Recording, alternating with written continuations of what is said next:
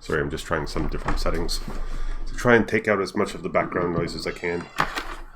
Obviously, there's no anti-cat feature.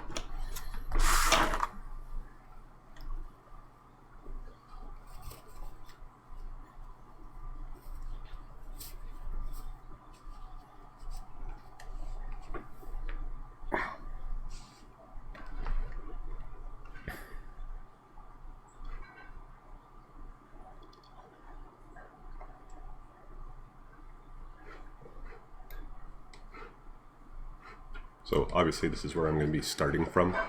So this is the barrel and crate unwrap.max file from FOL week 1 for texturing. I saved it out in 2018 format, so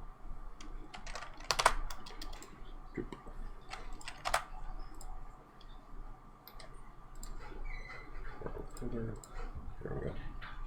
So you can just drag it in or file open, either or. It doesn't have textures applied to it, so you shouldn't get the conversion error or conversion message rather. It should just come in as a pure polygons.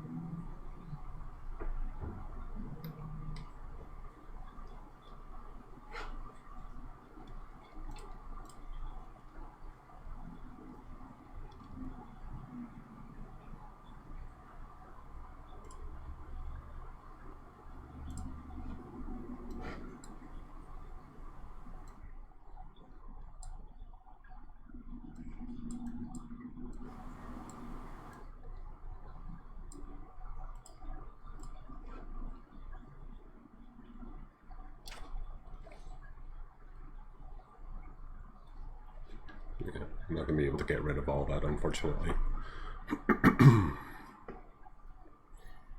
It's those two lights, the filter that's on the floor down there, protein skimmer, and then I've got 2 other filters that are running over there. And believe it or not, it's still one of the quietest rooms in the apartment, so nothing I can do, or nothing more than I can do. Is mic volume still okay, even after the noise suppression?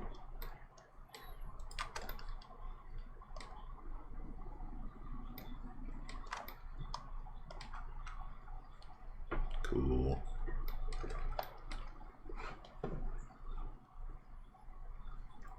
What kind of fish I got? In the standing water tank way over there is sparkling gourami, Corydora abrosis, so little catfish, and coolie loaches, so freshwater danger noodles. Sorry, should be looking at the camera. In the fast-moving tank, it's swordtails, danios, and ornate tetras, or candy cane tetras now, H1Y1 or whatever they are. And then over here, it's 2 gobies, 2 cardinals, an Ocellaris clown, and a royal grama, and a bunch of inverts, so crab, shrimp, snails. I got everything. Sorry, I have everything, plus a lot of coral. Yep. These guys, these 3 tanks are my my COVID activity. Can't get out and go to the gym or anything. Can't go to archery, or can, but realistically I shouldn't, so I don't. And yeah, I own 200 gal saltwater. Oh, jealous. I wouldn't want to do maintenance on a 200 gallon saltwater though. That would be too much for me. Yeah, I bet. I absolutely bet. I would love to have one, but in an apartment. Even if I had my own house, like with a basement sump or the option for a big setup, most of the other saltwater aquarium people I know have anything from like 20-gallon biocubes up to someone else with this size, which is a 60. That's enough. We'd all love to have more, but it's too big of a pain in the neck. Anyway, I've got a dog. He's keeping me company. Yeah. Pets are great. Alright, so again, just like modeling, I know that you guys have some experience with texturing. I think one of the assignments that you guys do is like the, and it may have changed, but the axe from Assassin's Creed, the golden gun, and I forget what the third one is. I think it's another sword. And then you guys have the cityscape assignment. Again, the first week is basically making the assumption or treating or working with the assumption that you guys know some basic 3D, but that there are still gaps. And not only that, but even if it's been explained to you already, it's always good to hear someone else explain it. They may take a different approach to it, have a different analogy for it, and we definitely all have different processes for it. Oh, the Witcher sword. Okay.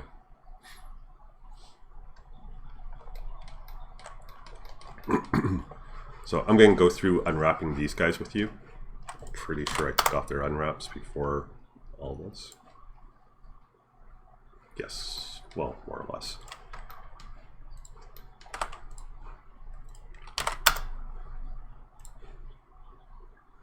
Oh yeah, that one's definitely removed. All right. So something that I didn't mention yesterday, even though it was in the splash screen, I didn't actually mention it in chat or by voice. Week 1, or both folders right now for week 1 modeling and week 1 texturing have PDF write-ups, basically going over everything I go over in class. The documents are a little bit more, they're not more technical, but I use more technical terms. It's more of a technical than a practical approach. That being said, you know, again, it's nothing that's completely unfamiliar if you sat in on the class, but if you want to go back, rather than scrubbing through, you know, 3 hours worth of a timeline in order to get to a certain part, you can hit those documents as well. And some people like or absorb information better when it's written down, so that's for you guys. So basically what UV unwrapping is, I'll get rid of my modifier. So if you have that scene open and go over to the barrel object, since we're going to be working with this guy first, isolate him with Alt-Q, Alt-Quebec, and then go into the modifier list, so the modifier panel, second tab on the right up here. And from the modifier drop-down list, just click it and quickly type in UN, Uniform November, to go down to Unwrap UVW. Most of this, the settings and the icons are the same between 2020 and 2021.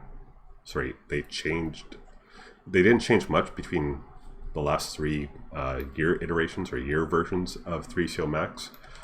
Just one of the visual components changed for 2021, and it won't be a huge issue. And to be quite honest, I actually prefer the 2021 or 2020 version rather, so surprise.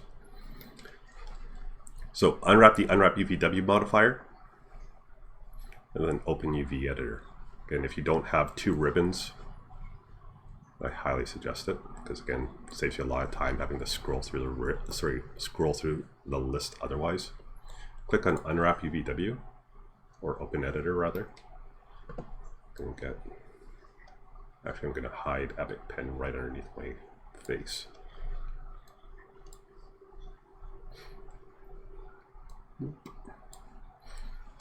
So, bit of a cheaty overview of what UV unwrapping is. When you're working in 3D modeling or sculpting, obviously you're working with vertices, edges, and polys, which are all recorded or have their position information recorded in X, Y, and Z space. So 3 units of measurement, not units of measurement, 3 values. indicating height, depth, and length. Because all textures are all asterisk. All textures are basically 2D images, or are 2D images rather. Obviously you lose that third dimension. So what UV unwrapping does is that it takes the 3D position information from your model, and then by a number of processes, you end up indicating where those pieces or where the vertices align or how they relate to one another on a 2D plane. So if you open up the UV editor window here, and I'm going to turn off the checker background so you guys can see it a little more clearly by turning off the show active map in the dialog. It's this icon right here, just so that it's flat 50 gray. Basically what happened is all of the vertices that make up this barrel have been placed onto a 2D plane, which is then what you would go and take into a texturing program. But because this mesh is continuous,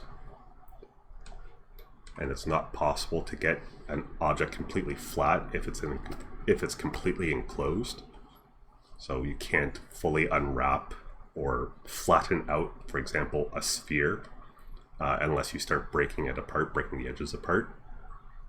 Complete tangent on that, just because I mentioned the worst possible object to try and unwrap, which would be a sphere. They're always problematic. Small little side thing that you guys can check out is the entire idea of the Mercator projection map. So what we use as our means of navigation on our globe, because obviously the Earth is a sphere. It's a globe or a spheroid object. There's fun sites out there like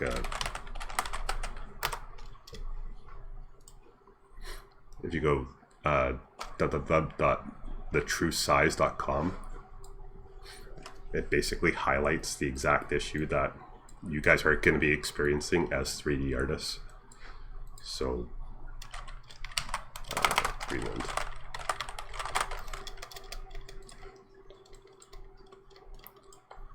So, if I'm not mistaken, this is the Mercator projection. So it's the most commonly seen map that we have, mapping our globe. However, because we're taking a round object and trying to flatten it onto a flat plane, in order to get the actual sizes correct, so the comparative sizes between different countries and different land masses, versus having straight lines, so lateral lines and longitudinal lines for navigation, we end up with a lot of distortion on our map. So you'd look at something like Greenland, which I currently have active up here, versus the United States, and you look at these two on this map and say, oh, well, Greenland is way larger than the United States. But that's because as a result of them unwrapping the sphere to draw the map, certain land masses become distorted as far as their actual size. The closer to the pole you get, the more distorted it becomes. So what TrueSize lets you do is grab a country, so I grabbed Greenland, and move it to the equator. So as you move Greenland down, it actually fits inside the United States. And here they are side by side at the equatorial line. So Greenland, total square kilometers of 2.1 million, United States 9.5 million. But on the map it doesn't look that way because, again, Mercator projection map. So I'm not going to search it up, but you can actually go online and see a visual representation of what the sphere, or sorry, the globe, the Earth would look like if comparative size was kept. And it's interesting to see, like, Canada and the United States all of a sudden get squashed into the upper portion of the map, and they're much smaller than they appear on this one. But yeah, cartographers have had to deal with the issue of unwrapping an object before computers were around. So go figure. So in order for us to get that object into a 2D plane, because it's a continuous mesh, we have to end up adding in breaks. So areas where we actually cut the mesh apart and unfold it. And that's what you're seeing here. These green lines right here are areas where the mesh has been cut so that it can be unfolded. Somewhat more gruesome explanation of this, and if you're an avid animal lover, mute me for the next 10 seconds. It's basically the same idea as pelting, taking a pelt off. So from a rounded object to a flat object, or a flat representation. So because of these breaks, and they're highlighted in 3D highlighted in green in your 3D viewport as well, this is where the object's been cut or broken. Break. So it's this icon right here that we'll be using in a second. So that can be peeled out. What results from that is this vertex in 2D and this vertex in 2D are on opposite sides of this massive polygons, or this UV island or UV shell. But in 3D, it's actually the same vertex. So what I show in that write-up is a basic cross unwrap of a cube. And again, it's basic. And then I have each of the vertices labeled, vertex A, vertex B. And then because of the breaks, in order to get it unfolded, unwrapped, and flattened onto a 2D plane, you end up with multiple quote-unquote clones of the same 3D vertex in 2D space.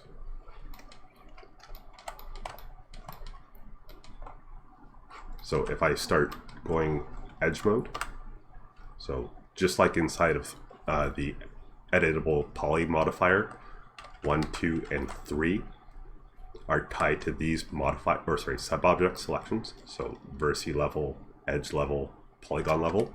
The only difference is that now there's a fourth one, which is select by element. And just like edit poly, means selecting the entire thing. So the continuous UV shell.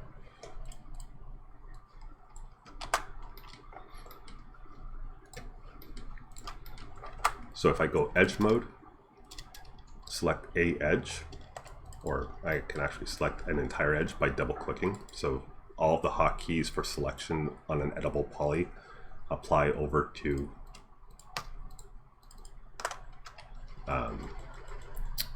the UV editor window. Sorry, my brain's a little slow this afternoon. So I'll select or double click an entire edge. I'll hit break. Then I'll go to polygon mode. So I'm hitting 3 on my keyboard, top number row. And then when I either go select by element or double click, which does the same thing, I can move them apart. And now I've got the same issue. Not so much issue, but the same phenomenon, where this vertex over here is now represented in 2D space by both this vertex, or UV, and this one. So you'll notice that as I'm selecting them, and it's probably not easy to tell on the stream, so I'll go to edge to show it a little more easily. If I select this edge, in 3D it's being shown to be right here. If I select this edge, it's the same edge. So anytime you see a green break, just know that there's going to be 2 instances of that edge in your unwrap space. As I'm selecting these edges where I perform the break, you notice that right across from it, or down from it rather, if I don't have anything selected, obviously nothing selected, as soon as I select one of those edges that is a green border edge or a green broken line, one of the edges on the opposite shell lights up blue or highlights blue. So I'm not sure what the proper term is for this. I've always just called it the sister edge. So again, one edge that has 2 representations in UV space. So if you were working with a mesh that was broken apart like this, and you said, oh, maybe I don't want this to be broken, and I'll explain or show you some examples of why you might not want that to be the case as we go. I kind of want these to be back together again. The inverse command to break is to either right click inside the UV editor window and go down to stitch selected.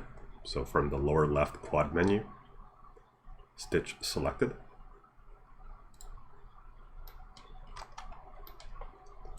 And now those two edges are no longer borders. They have been combined into one representation of the edge from 3D. So it turns white, meaning that there's now just that one instance.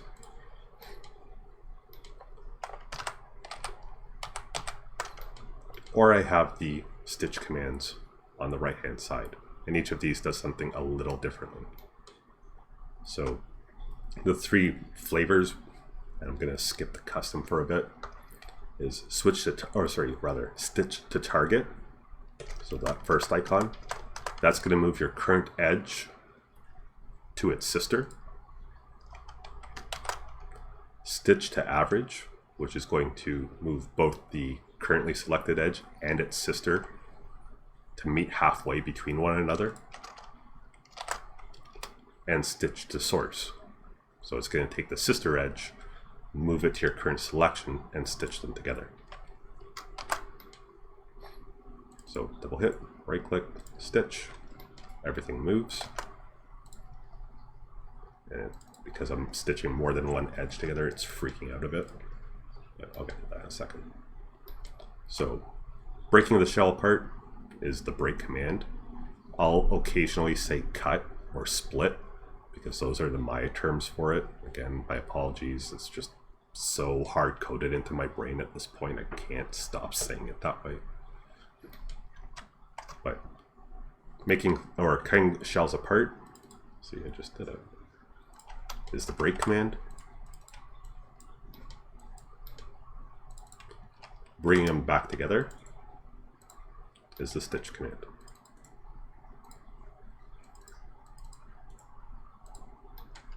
And just there I did the mouse travel to the lower left. Remember, you can just right click, and if the last command that you used and that you want to repeat is the menu or command rather from the lower left quad, as soon as you right click, you can just select the lower left blue box.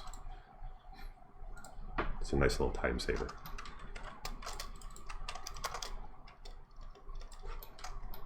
So what does doing all of this mean for our actual textures? And we will get to an actual texture in it once I finish this stuff. So if you go to the upper right, where it currently says checker pattern parentheses checker, click it. So this is your texture drop down menu. This guy right here. We have texture checker parentheses UV underscore checker dot PNG, checker pattern parentheses checker, and then a couple of distortion heat maps, pick, remove. We'll deal with these guys much later on, and these we won't really ever use just because it's far more reliable to do it visually. So what is all this doing to our actual texture as we're working on this? So hit the drop down menu, go to the texture checker parentheses UV checker, and this is the part that I don't like in 2021. So I'm sure you guys have probably seen, even previous to coming to the, well, may have already seen, sorry for my clop clop on the keyboard, something along these lines. So a colored grid with numbers and letters on it, or numbers or letters. I actually prefer the ones that have both, just because. In 2020, it's an actual rainbow pattern, red, orange, yellow, green, blue, indigo, violet. For whatever reason, in 2021, they switched it to a more monochromatic blue to green. I'm not thrilled about it, but whatever, it works. For a slightly clearer visual indication of what's going on, instead of the texture checker, switch it back to that checker pattern. A little better, or a little less confusing, more likely. So basically what this is saying is that based on the size of the shells that we currently have, so the size of the 2D representations versus the 3D actual model, if we were to apply a texture to this right now, so if we were to kick this into Photoshop or Substance Painter and start texturing it, basically this means that these shells are actually they're actually taller in 2D than they are in 3D. So anytime you turn on a checker pattern, be it a colored checker pattern like the default, if I zoom in, you can see that there's little rectangles here, or it's a grid of rectangles. Or if I go to the checker pattern, what you're always looking for is perfect little squares. And obviously, I definitely don't have that right now. If I go to the top of the barrel, not only do I not have squares or rectangles, they're just lines. What you'll see in your homework, not see here, because this is going to be a term where I'm going to be doing audio feedback rather than written feedback. Anytime you have a anytime you have, instead of a grid pattern, a streak or a pronounced line, I'm going to refer to that as smear. Basically, whatever texture is being applied on this edge is just smearing across the top of the barrel. So I actually have something on standby just to show you. So I've got back on the Cintiq. I've got a texture from textures.com, which again, if you don't already have an account with, I highly recommend it. Not required. There's plenty of free images out there on the internet. But if I apply this on,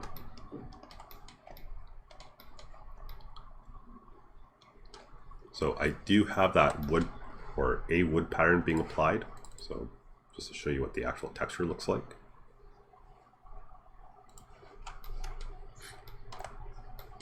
It is showing up on the sides. It's a little chunky, a little distorted. But then when you look at the top, it's absolutely unusable, unidentifiable entirely. So James asks, will that still count as plagiarism if we use those free textures on projects? So if I tell you in the write-up, and I'll be very explicit about this, so thank you for asking. If it says in the write-up, no photo manipulation. If it says in the write-up, no photo manipulation, it has to all be done by hand. If it says photo manipulation is allowed, now personally, I'd like to see you guys working on your 2D paint skills, because that is not something that goes away or becomes less important as you work on things. Some of you may have already been watching videos about Substance Painter or Mari, which is another really good 3D paint program, or what's the other one? 3D Coat. 3D Coat. Marmoset's actually starting to step up the game and do some 3D painting integration in their program as well. Your actual 2D skills, and I'm not talking about whether or not you can draw a straight line, which, although that is definitely advantageous if you can do that freehand. But your perception of composition, range of, one of the big ones that I'll be looking at for you guys as you go through the course is range of tone and volume, range of tone, color, range of tone and color. So, for example, when you're doing characters, and I know I'm talking about character stuff when we're not working on it, but if you look at a character's arm, or I'll use my wallet, my B&Up wallet, which probably won't come through clearly. But if you have an object in front of you right now, pick it up and actually start, holding it, rotating it, looking at it in different angles. If you have a light source nearby, pay attention to how the light is reflected off the surface of it rather. Very few things in real life are completely flat color. There's always a little bit of variation in there. What I'll be starting you guys on is the diffuse channel or albedo channel, which means just straight color.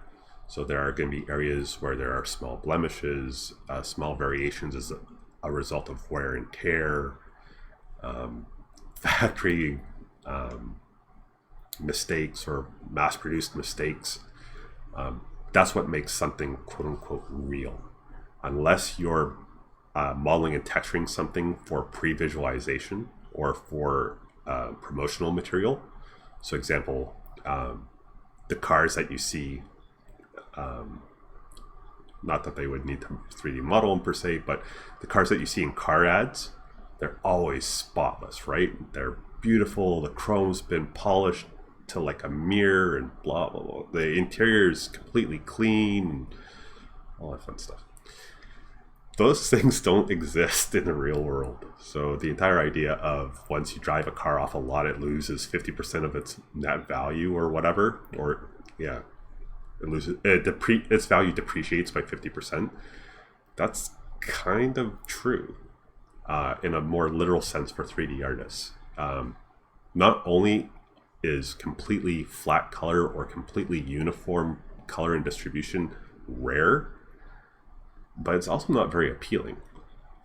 There's a big difference or a big change in appeal, in the level of appeal, between having something that's completely clean and untarnished and something that, even though if it hasn't been, left out in the rain for 10 years, but just showing a little bit of wear and tear, a little bit of context to how it was used or where it exists, that's what allows the brain to go, that makes sense.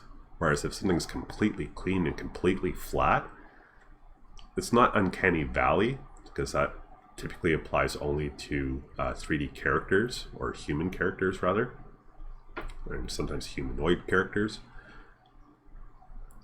It's just not, your brain isn't as accepting of it because you don't see that in real life. So as soon as you see something that contradicts what you've seen out and about,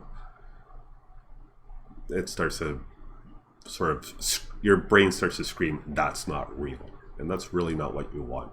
Even with stylized textures, so if you were talking about something like Sea of Thieves, for example, which is a really nice, strong, stylized visual appearance, there's always some range there. Slightly different hues of green, different shades of green, etc.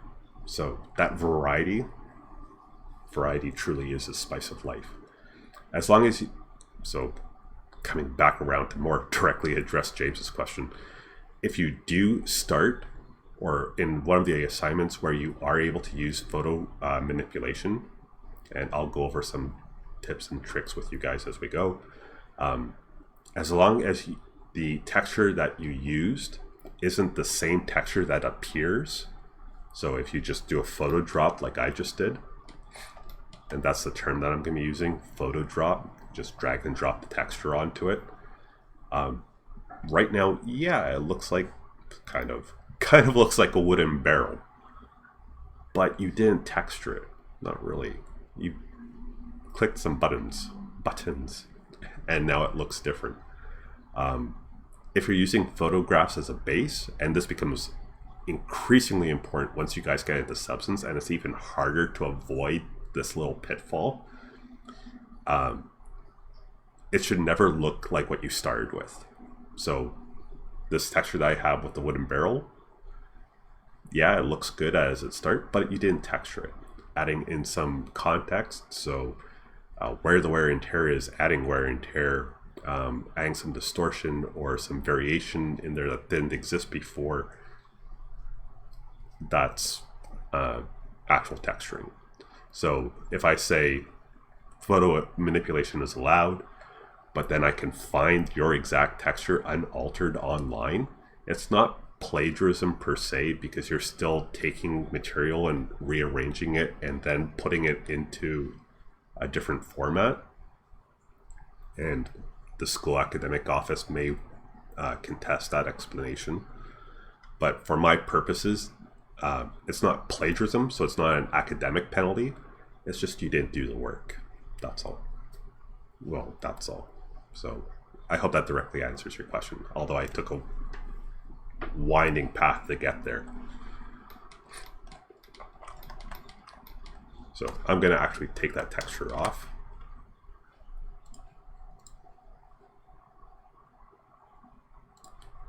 So don't worry about what I'm doing right now. I'm just going to go to unwraps or VP removes. Nope. Yep.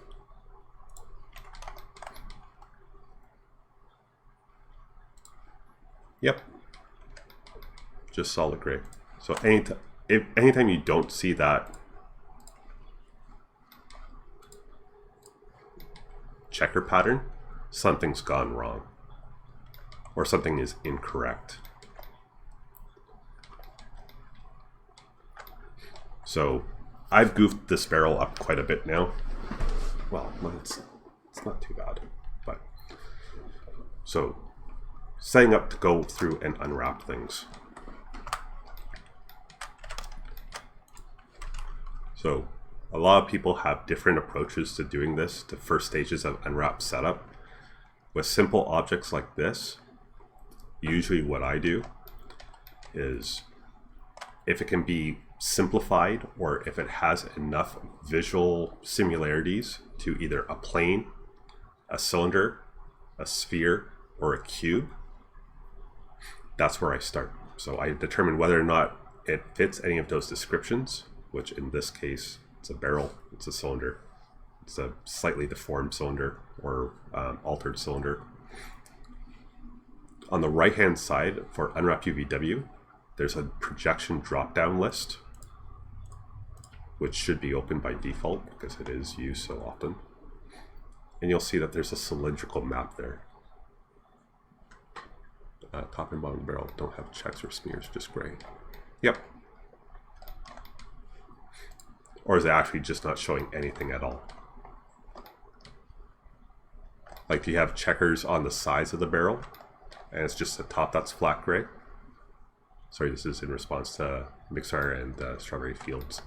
Strawberry Fish, rather. Why did I say Fields? Okay. So yeah. And I'll actually show you what happened. I'll just really quickly deviate and show you how bad this can get.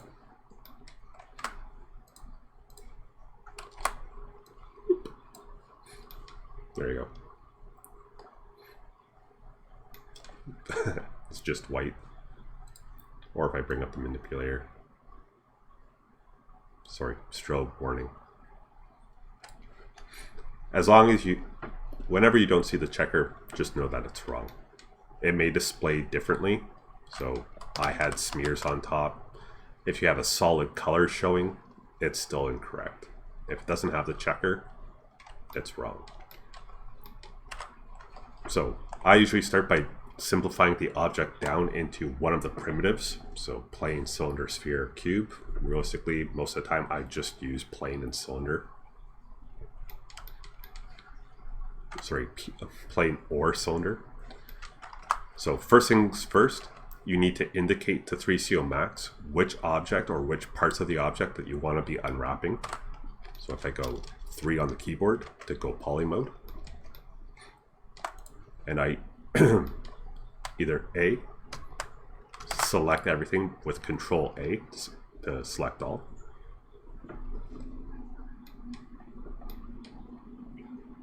Yep, smears. So go polygon, Control A to select all. Or if you're trying to select it from viewport, be careful,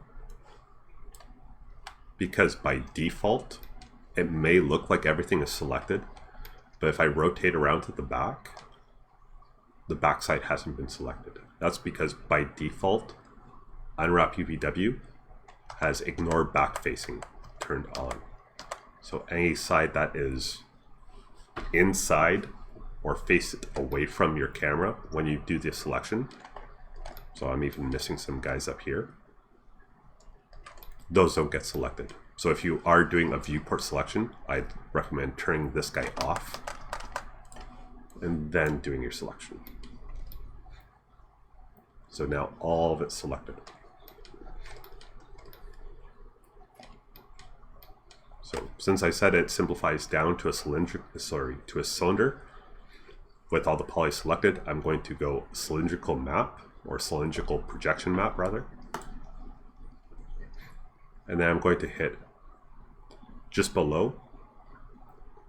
It says X, Y, Z. I'm going to press fit and center, one after the other. And this is going to give me the flat gray on top and flat gray on bottom.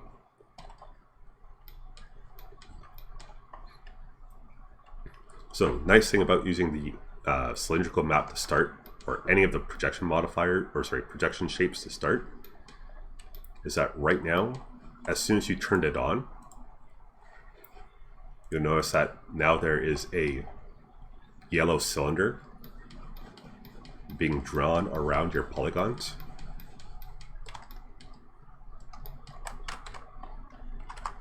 That's the gizmo itself. So that is a temporary non-rendering object inside of the 3D viewport.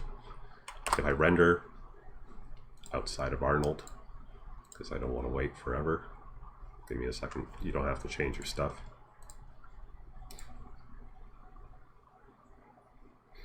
If I render it, I don't see that yellow cage.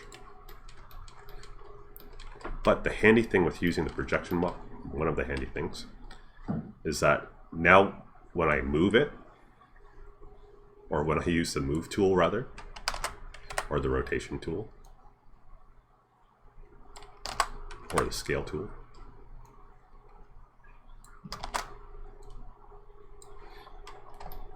I'm not moving, rotating, or scaling the object, I'm scaling that cage. So right now I'm looking at the sides of my barrel. I've got some pretty pronounced rectangles.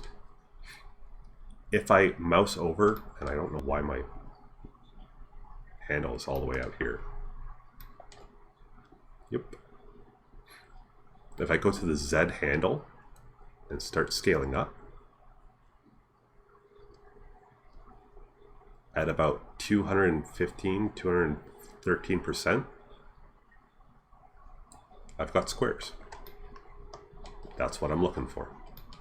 I had the UV editor window open while doing that, so you could actually see what's happening. So this is the current 2D representation. And remember earlier I said that the sides were coming in as rectangles because they were too large vertically. As I scale that gizmo up,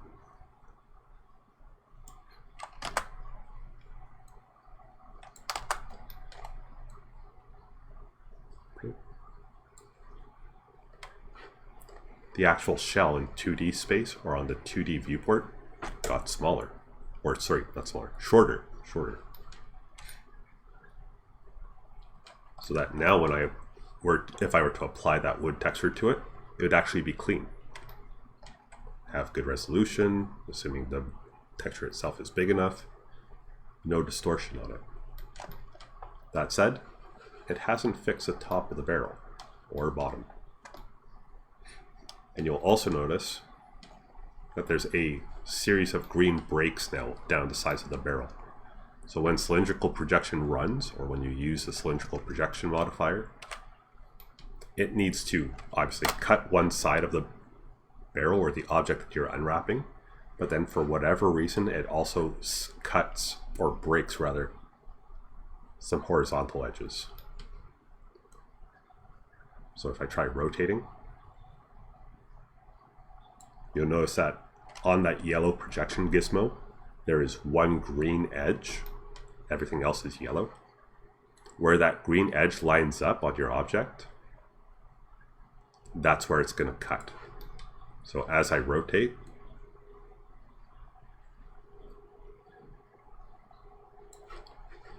you notice this guy's changing. Basically what it's doing is you don't have to do this. It's taking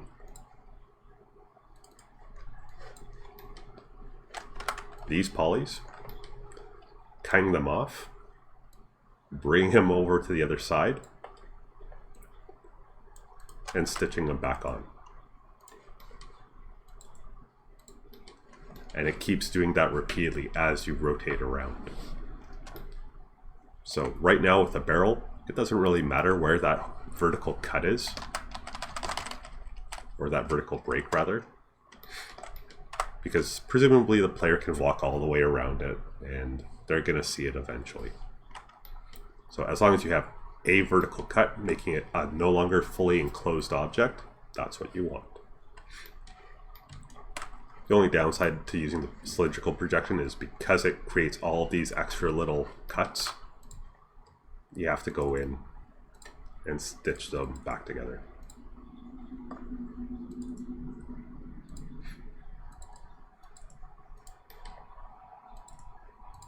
One thing to be careful of, don't try to marquee select the edges in order to stitch them back together. So remember, right now these are actually two edges, or represent two edges rather. So one and its sister. If you try marquee selecting and then stitching, it's going to detect that it has a sister vertice on the opposite side of the mesh, and it's going to try and stitch them together. Obviously not what you want. So you have to select a single edge, then use stitch for it to weld with its sister.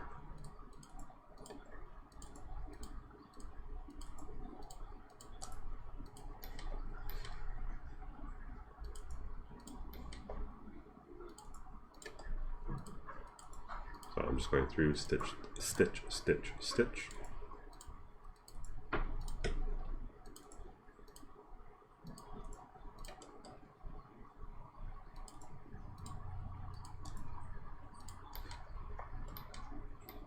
Set.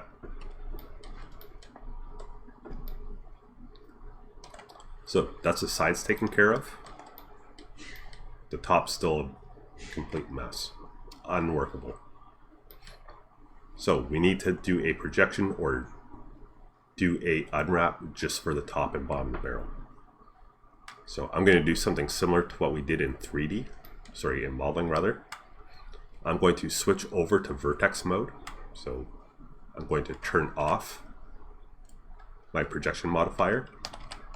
Sorry, I had to turn my projection modifier off in order to start stitching things. My apologies, I should have said that earlier. Because you can't actually select edges until your modifier is turned off. I'm going to switch to vertex mode, or vertex selection. I'm going to select the vertice right in the middle of the cylinder, or sorry, in the middle of the barrel's cap.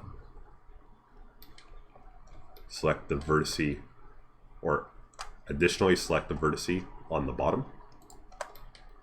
So just as a little bit of nomenclature, anytime a vertice has 3 edges or more than 4 edges running into it, so these guys currently have, I believe, 18, it's referred to as a pole, P-O-L-E, pole vertice.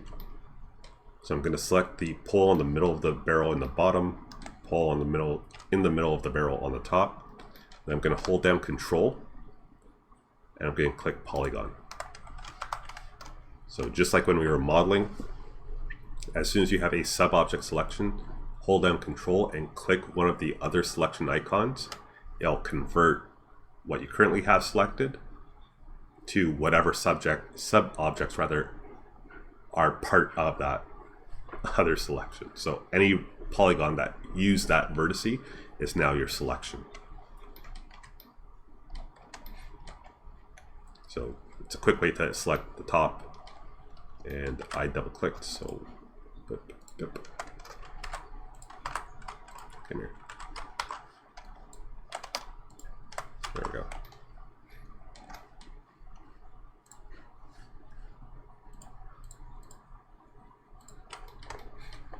So now I've got the top and bottom by themselves, or the only thing selected. They're basically planes, even though they are round. If you look at them from an orthographic, so front view, you can barely see them because they're a flat line. Side view, flat line. top view is the only time that you can see any kind of curvature to them. That's also the same reason, or the same cause, to why they're smeared. Right now, all of these are basically taking the exact same single pixel all the way across, which is why it's garbage. So in order to pop these guys off quickly, again, they're basically planes. So I'm going to go planar projection map. It just so happens that it actually chooses the right axes. But had I gone planar projection and then looking in the UV editor window, I can't actually see their mesh or their wireframe. If I were to click off, they're still straight or flat lines. Toggling through align options X, Y, and Z will change what axes that plane is rotated on, or rotated to rather. So just like with the cylindrical projection map, you'll see that there is a yellow wireframe plane that's been drawn in. I'll just scale mine up so you can see it a little better. Same idea as the cylindrical projection. You can still rotate it if you want to add on some distortion.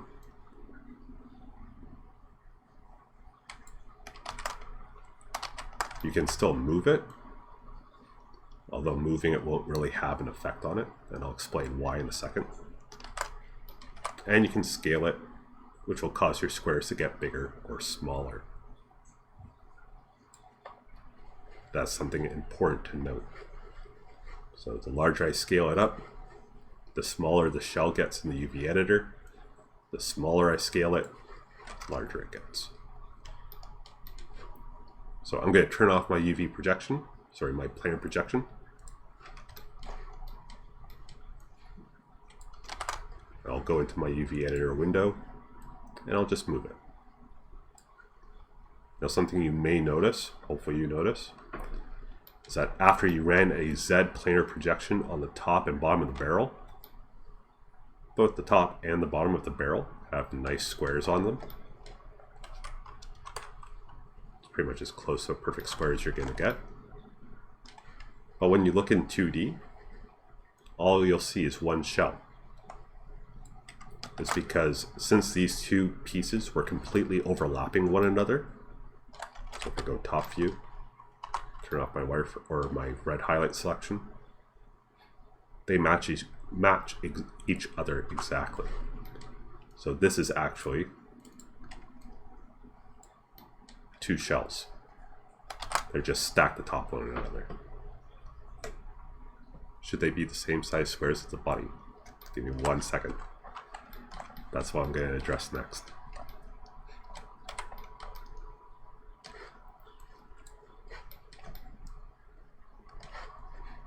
So, plus side to this, now I can texture just one of these. And it's going to be the same texture on both sides.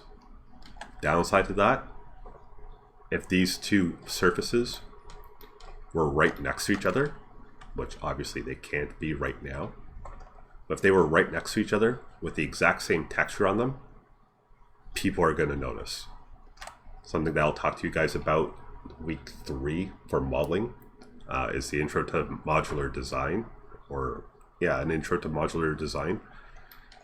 And during that class, I'll talk about how the brain is basically hardwired to detect patterns. So having two objects that have the exact same appearance is going to be immediately noticeable to most people, just because again it's an evolutionary thing. But because it's the top versus the bottom of the barrel, those sides can't be seen at the same time. So you're good to go. It means that you're doing a little less work and you can get done a little faster. Now, to James's question, should these, or I'm going to rephrase it slightly, what's the relation to having really small squares versus really large squares? So again, a slight oversimplification, but textures are all measured, asterisk, textures are all measured in pixels. So I'm sure you guys have read, Skyrim gets updated with 4K textures, whatever. Each object has a texture applied to it. That texture is typically a 2D image with a X and Y pixel count. So 1024, for example, 1024 pixels left to right, 1024 pixels top to bottom. The size of your shells is going to determine how much texture information each shell can receive.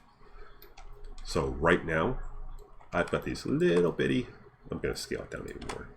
So I've got these little bitty top and bottom shells to the barrel. And then this guy's basically as big as he can get. And I'll tell you why it can't get any bigger in a second. So the effective result of keeping it like this and trying to texture it is, again, let's assume rather that we're going to use a 1024 texture. So I'm just going to maximize my UV editor window for a second. Because the main barrel, or the main body texture, so the sides rather, of the barrel are extending, I'm just going to down slightly, are extending all the way from the left to the right. That means that once we apply a texture, there's going to be 1024 pixels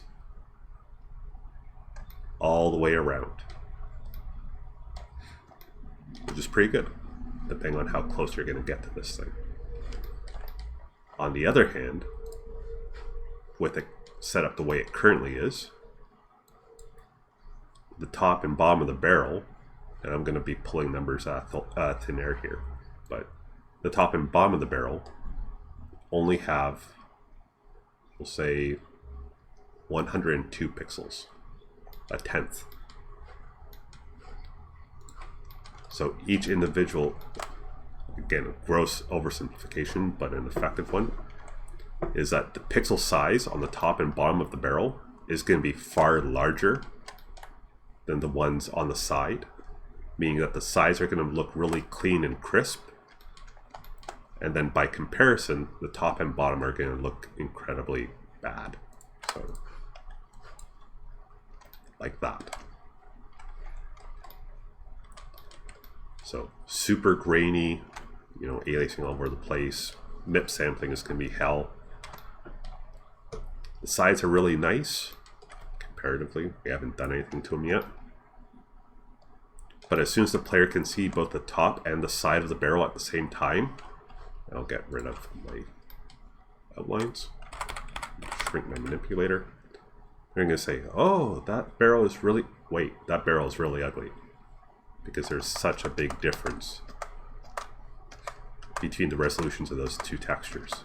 And so the term for that, which I'll use, or which I will be using, is overall texel density, or how many pixels over a unit or a consistent unit of 3D space.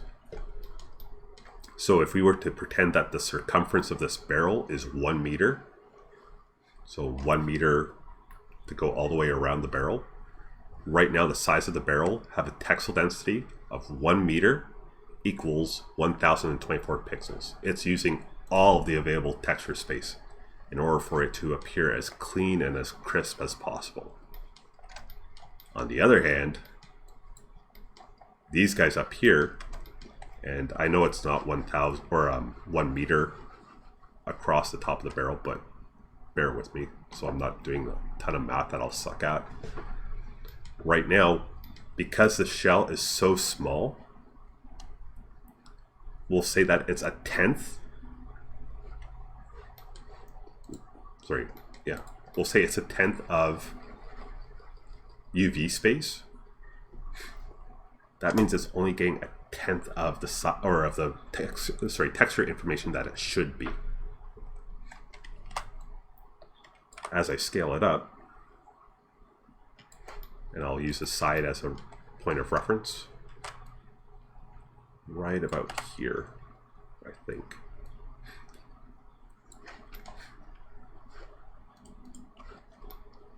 now it looks fairly consistent. Never mind that there's a huge seam going across the top, so like these creases don't line up. But now the texture quality is consistent. One side versus the other. Or sides versus the top, rather. Same thing with the bottom. If I start growing this even larger, so let's go.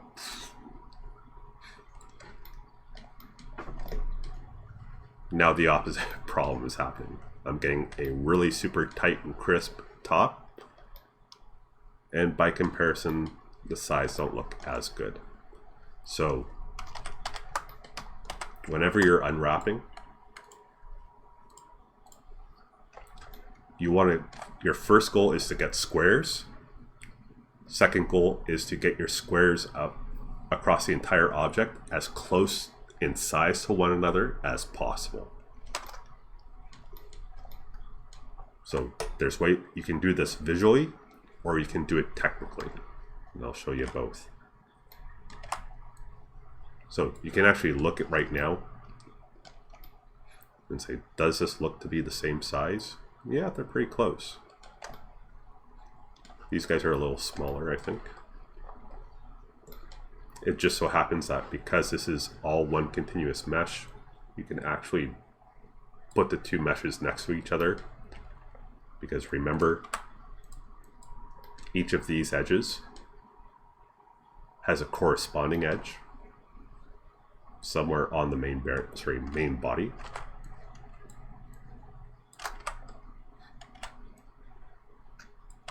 So these are actually the same two edges in 3D space, therefore they should be the same size in 2D. So I was close, but not quite.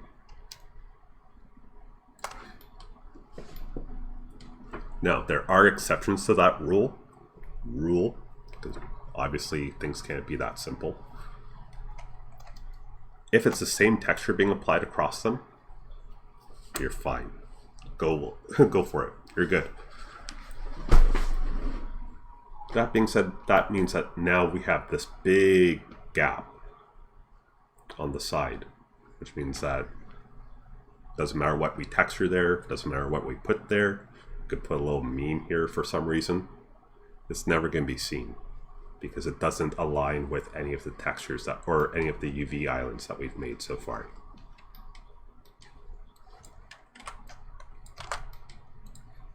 So all of this is wasted space, unfortunately. And as we go through, I'll be showing you guys different ways of optimizing your UV texture space, etc. But that being said, now the barrel's quote-unquote fully unwrapped. One thing that a lot of people, one mistake that people make a lot when they're starting, and unfortunately there is a way to do it inside of Maya, but it's a little more difficult to accidentally make this mistake inside of Maya as opposed to Max. And I'm fairly certain it's not an issue inside of Blender. Don't quote me on that though. Again, I haven't done much work in Blender. One of the things that you absolutely do not want to do is while you're working on something, so you know, you model it or you're adjusting vertices here and there or whatever. For whatever reason, you're inside of Editable Poly. You're like, you know, oh, I'm adjusting these guys, the rims on the barrel.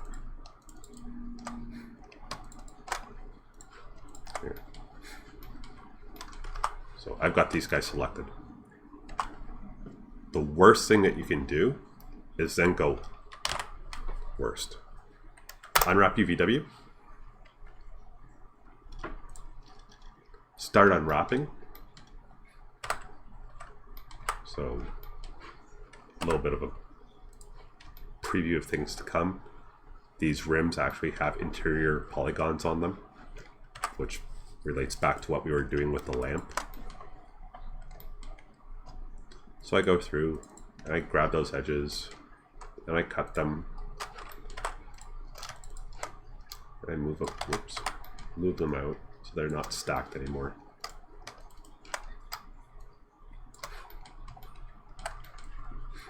And I'm like, okay, cool. You know, I've just unwrapped the bands on the barrel. Why can't I select anything else? I can see the rest of the barrel, but I can't see it in the 2D editor. That's because there was a sub-object active when you went or applied the unwrap UVW. Either applied it or went into it.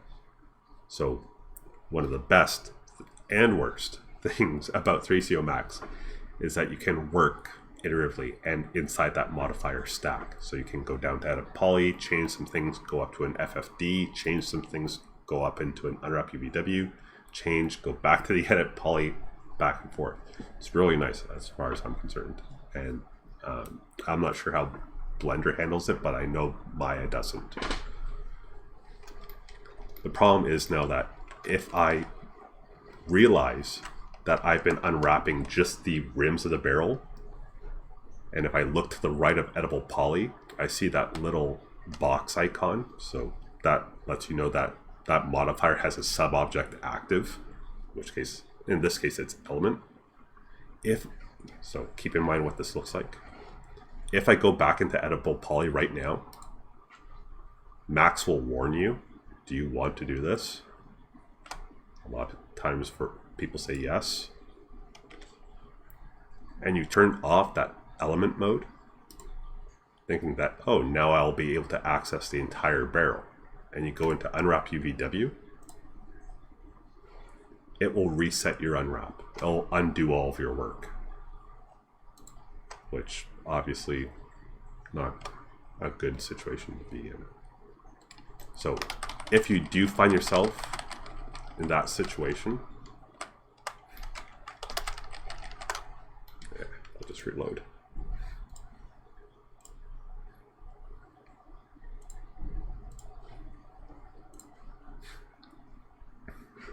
So there I am at my unwrap. If you do find yourself in that situation where you've selected, or again, for whatever reason, had object selected, went into unwrap UVW, you've done some unwrap work, and it is surprisingly easy to end up doing this accidentally. You've done your unwrap work, so I'll just quickly break these edges again.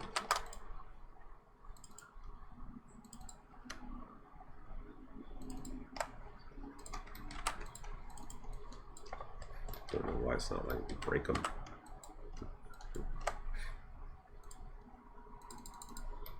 Interesting. Probably because I got too much stuff selected. So you've done a little bit of unwrap. You realize, oh crap, I'm in a sub-object mode. I can't go back into edit poly. Right-click in your stack and collapse immediately. As soon as you realize that you have an editable poly with an active sub-object while you're working in unwrap UVW, stop, right-click, collapse all. It will make all of your UV adjustments permanent, and then re-add the unwrap UVW. So you can see that I've got the the metal band up to the top. Again, I just did some quick breaks and moves. It's still there, and now I can start adjusting all of my other mesh. It's by far the most common issue that people run into when they're starting to unwrap.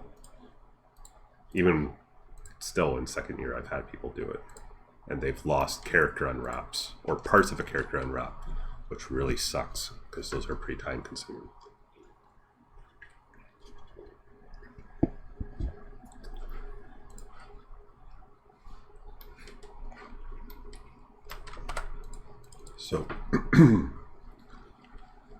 So when you're making, or once you've got everything scaled out,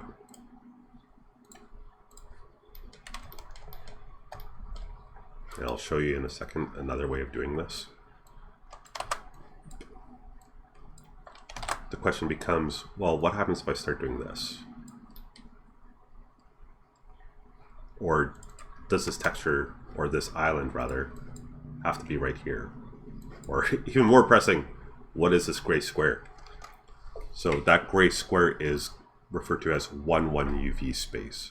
It's values from 0 to 1 on the axis of U, I probably got the axes reversed, but 0 to 1 on the axis of U and 0 to 5 on the axis of V. It's literally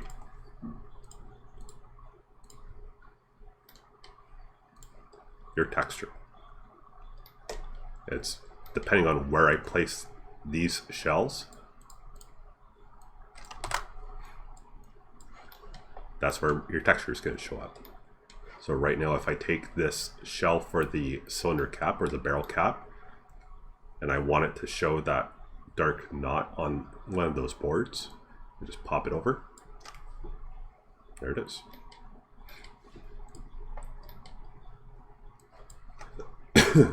As soon as I start overlapping things,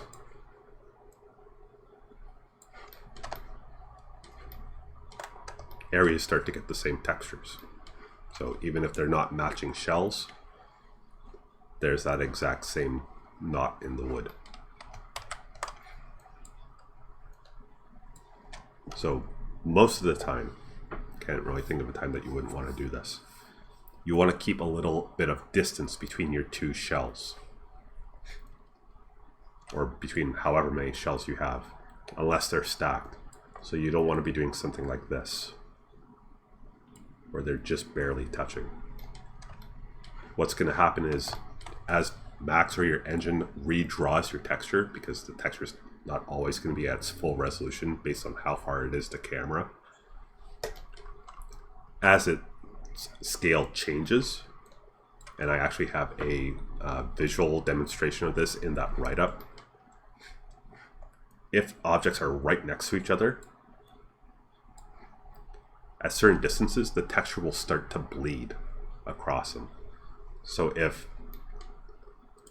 like, the side of the barrel was a hot pink, for whatever reason, and the top of the barrel was a lime green, at a certain distance from the camera, those two colors would start to bleed together, and you would get sort of a, I don't know what that would even turn into, sort of like, in color it would turn into a puke brown, but I think as far as texture is concerned, it would just blend into something weird like a cyan. So anytime you have UV shells, unless they're stacked, you want to give them a little bit of space. So if I had these guys separated out, again, little bit of space between them. I don't want to have them stacked next to each other, or like this. Not only that, but unless there are, short of certain circumstances, you don't want the UV shells to be sitting on the borders, or worse yet, past the borders of 1,1 UV space. Give them a little bit of a shrink down. The reason for that being, it's the same reason you don't want shells next to each other. It may look like the texture is only appearing in 1,1 UV space. That's just for your benefit. What's actually happening, I forget how to turn this on.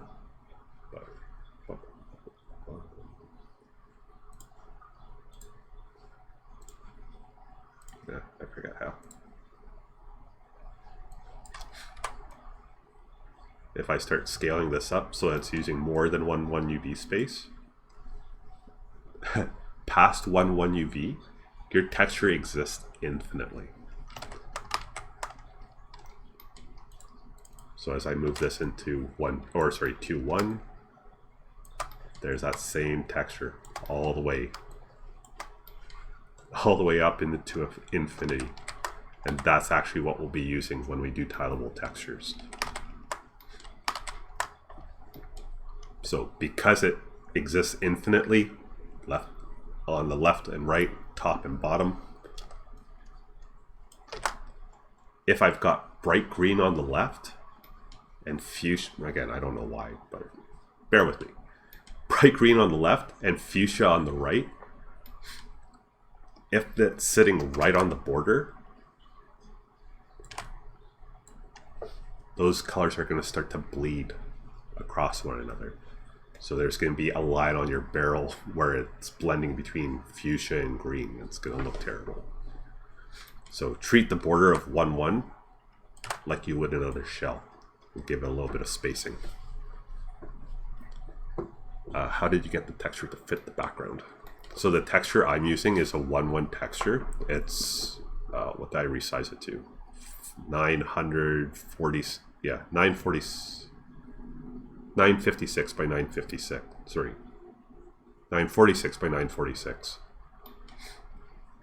So it'll automatically fit the background perfectly. If you want to see a texture that you're working with or that you already have assigned to it, and for whatever reason it's not showing up in the drop down, hit reset texture list and then choose it from the drop down. It will automatically, it won't automatically a non-square texture will automatically rescale to fit it.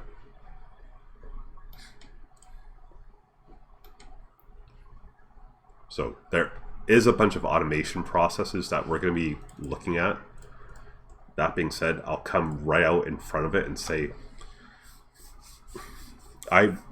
this is both personal philosophy and experience, what I'm about to say. Anytime you give control over to the program, and it doesn't matter if it's Max or Maya or Blender or Photoshop, anytime you give control over to the program, you lose control of the results. So there are times that's going to work really well for you to use automated processes, and there's going to be some times when it's going to really suck. So I'll actually get to that in a second. So right now, the last thing I'm going to do with this barrel, and then I'm going to actually show you guys how to get this stuff into Photoshop to start texturing, is you may remember, hopefully remember yesterday when I was talking about the lamp, how one side of the lamp is never seen.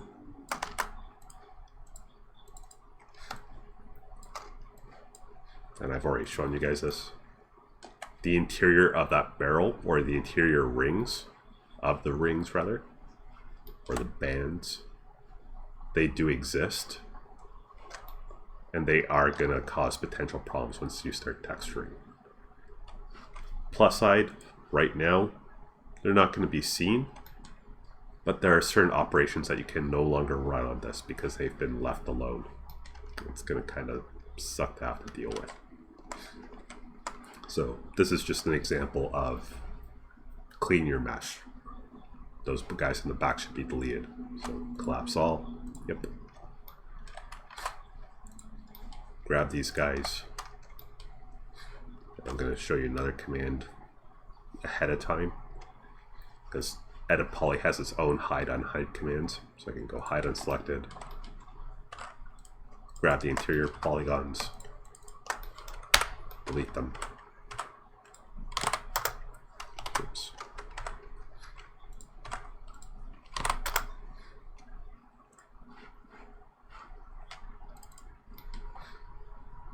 And now the bands are actually clean, and you can start using other processes to unwrap them.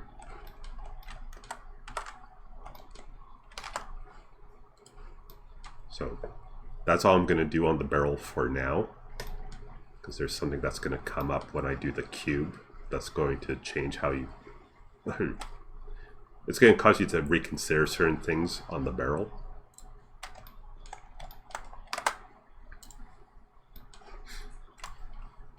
So turn off isolation. It's either right click and isolation, which I've never used. This guy, I always just come down to the UI. Turn off isolation, grab the cube rather, the crate, add an unwrap.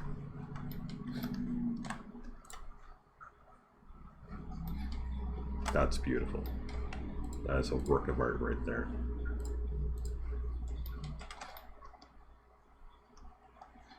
So you've got an entire mixed bag of results. You've got this side that's completely junk. This side's completely gray. Smear, smear, smear. Perfect. Perfect. And smeared all to hell. So you can use the same process as you did with the barrel. You can select everything. Simplifies down to a box. The only problem is, once you actually start looking at it, that's a lot of pieces. So I'm just pulling them apart so that they're no longer stacked atop one another.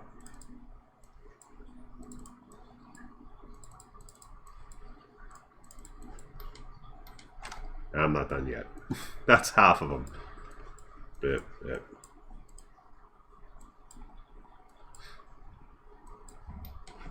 Plus side, all your squares are the same size. And they are actually squares, for the most part. But this is going to be an absolute nightmare to deal with. Now, just like with the barrel, we want to get all of our we want to get all the pieces of the cube, or the crate rather, into 1-1 space with a little bit of distance in between one another, and all of them comparatively scaled the same. So something that's 1 meter in 3D is the equivalent of 1 meter in 2D, and that's consistent across all of them. So after you apply that cube unwrap, grab everything and then go down in the UV editor to arrange elements, and this guy right here, path normalize, hit it.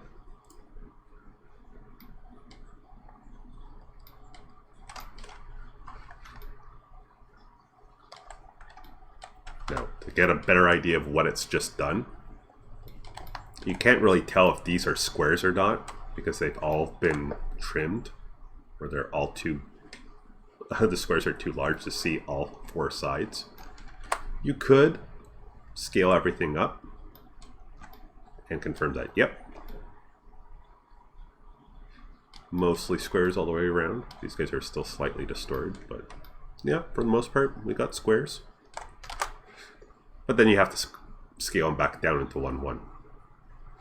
In order to work with the UV checker on larger surfaces, or sorry, smaller surfaces or smaller shells, go just to the left of the texture dropdown. So there's a white window icon with an orange cog on it, just to the left of the texture dropdown. And underneath miscellaneous preferences, go to checker tiling and dial up to 9. Or anything higher than the default 1x1.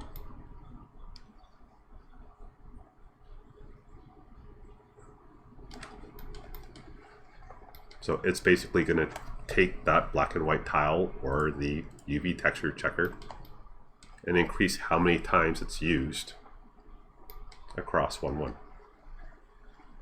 So if I dial this back to 1,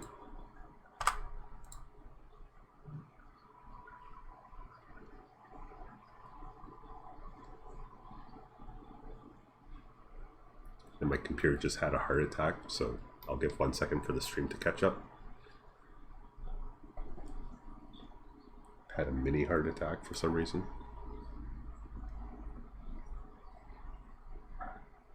So options dialog box,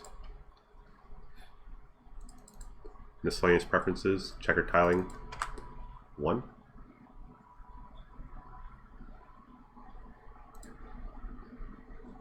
Again, it's having trouble. I don't know why. 1 instance, increasing it to 6 or 8, or anything for that matter. Anything higher than 1.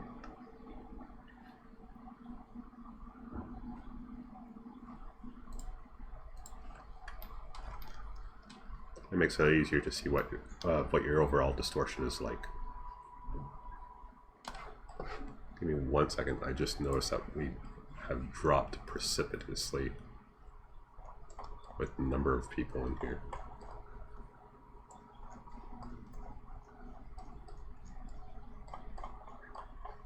Ooh, no messages.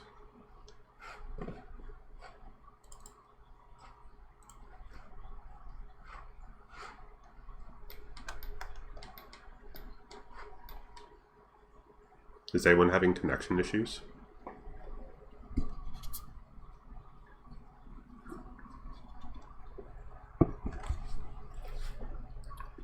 Oh, that's my computer dying. James just said, I hear a really creepy background noise coming from your mic. That's my computer kicking into high fan mode for some reason. I may have missed a step, and I have like chevrons instead of all squares or strips. It hasn't broken me. Okay. Yeah, my computer's overheating for some reason. I don't know why. Am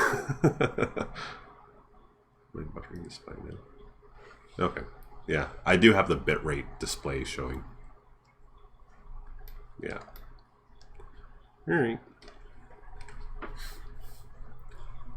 So,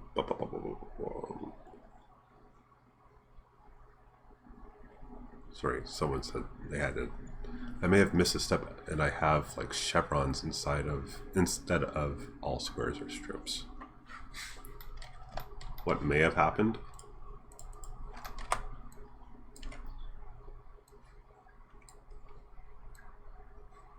Actually, I don't know why it would be chevrons instead of strips. Actually, Mixer, if you want to throw me your 3CO Max file into the Scratch folder on FOL, so just save out your 3CO Max file and then submit it named anything.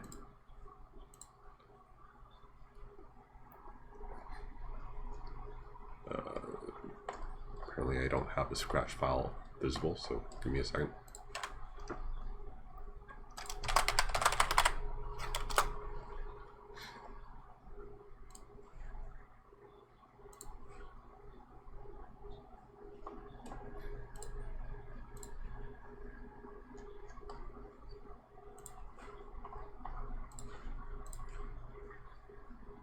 There we go. Scratch is visible. Just drop your 3CO Max file into the Scratch folder, and I'll pull it up here. So I'm curious as to exactly what went wrong.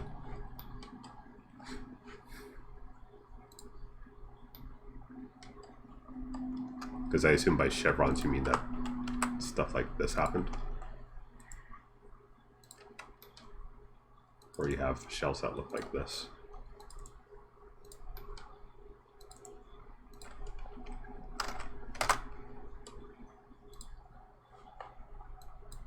Like this guy up here.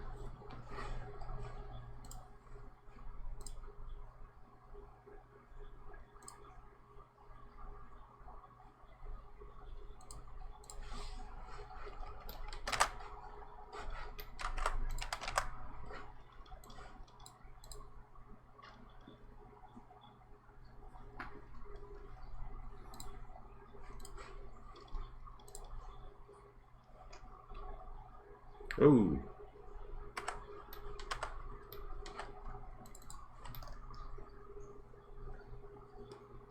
Interesting.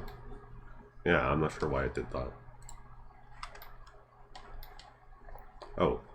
It might be because you're... Assuming that I got the exact same coordinates as you had originally.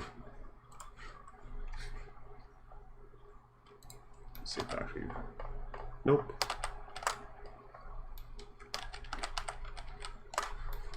Alright, I'm at a loss. I don't know why it gave you chevrons, or why it gave you that specific result.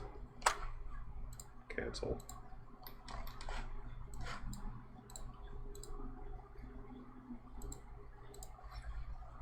Open. So, yep.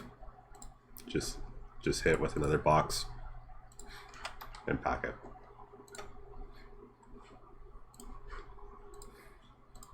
Unfortunately for unwrapping,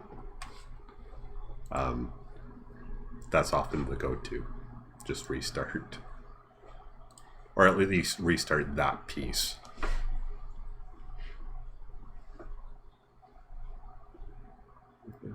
Oh, it's not buffering though.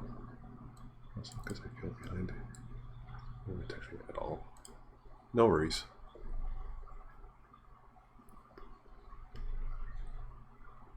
Bit of connection issues with Twitch buffering. And Twitch buffering more than Zoom or Bongo. That's unusual. It's usually Twitch that's the more direct route. I'm just going to double check to make sure that I'm still running low latency. Yep.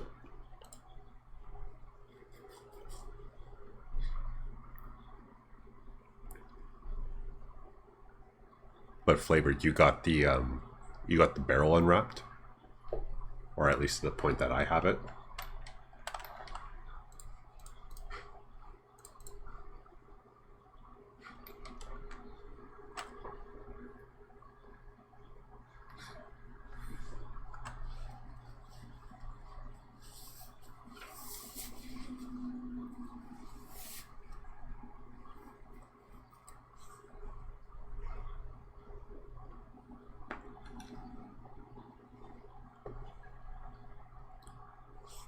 No worries. I'll pop it into the scratch, or I'll pop it into content when I switch over to it.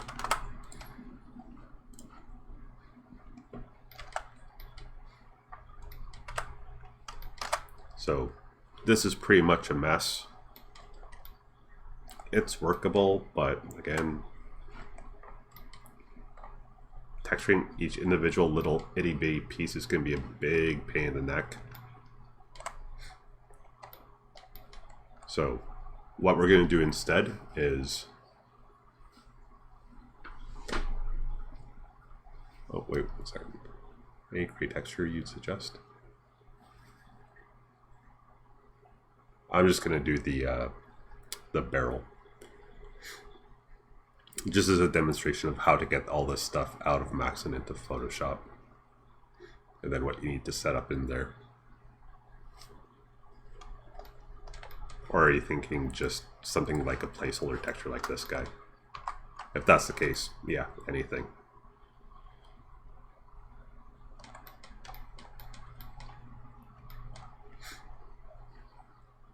So this is a bit of a mess.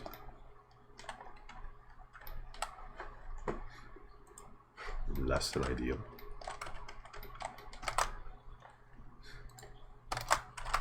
So instead of relying on cube or sphere or whatever, I'm actually going to do it by hand.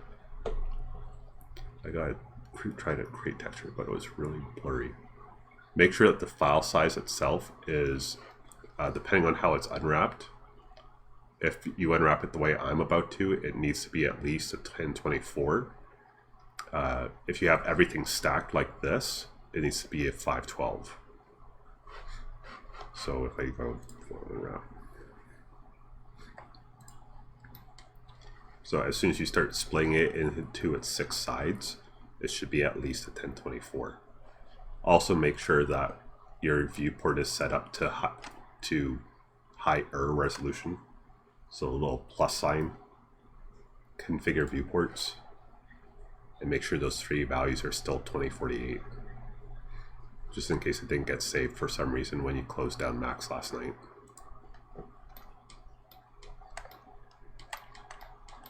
Which is one of the nice things about having mulling before texturing. You can actually set that all up before this class.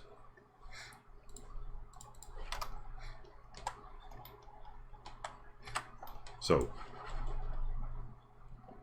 when the squares, you collapse it from before, like when the squares were perfect. On the barrel, no, I actually deleted it. I'm gonna redo it, or rather, I grabbed everything and I replanar projected it. Because if I go squares, nope. Again, it's nice in that it's really clean, but it's just not very practical.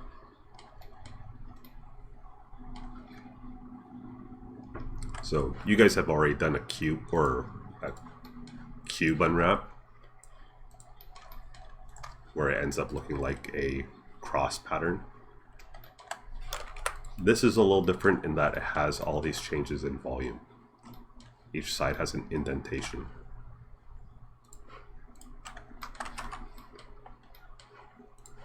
So it'd be kind of nice to have this as one piece and just have 6 sides going all the way around the cube. So there's a way to do it, and it will actually involve showing you 2 new tools. So I'm going to go planar projection. Sorry, I'm going to select all the polygons on one side of the box, either doing it by hand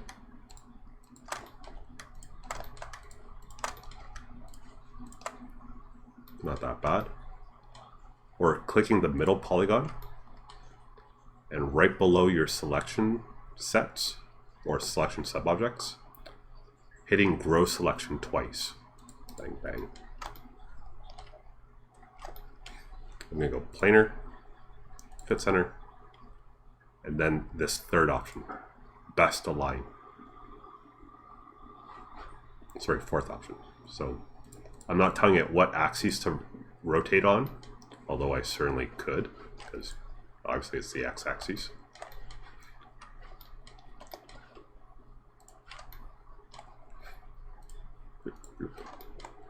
I'll do that to all 3 sides.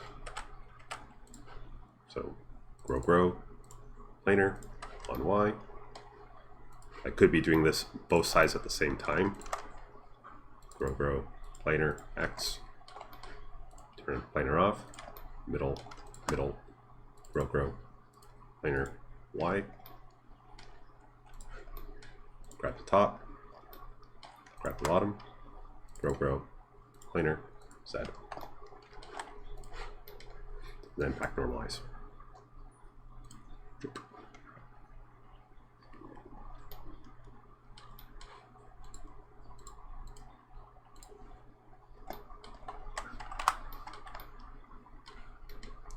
And that's a hell of a lot easier to deal with than having 20 different shells.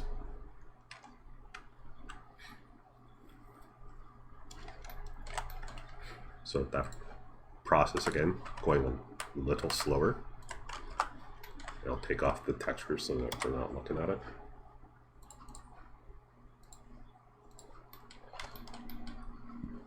Select the polygon in the middle. And you can also do this on the opposite side at the same time. Grow. So the icon right underneath vertice. Planar projection on X.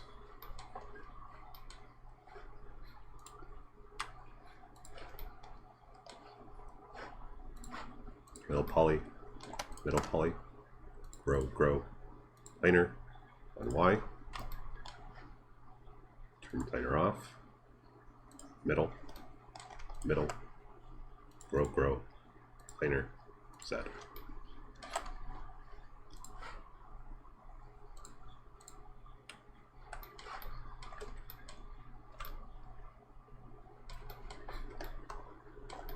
And you got some nice squares. After selecting everything and running pack normalize, stuff is no longer stacked on top of one another, and it's a lot less of a pain in the neck to deal with than having 26 separate shells.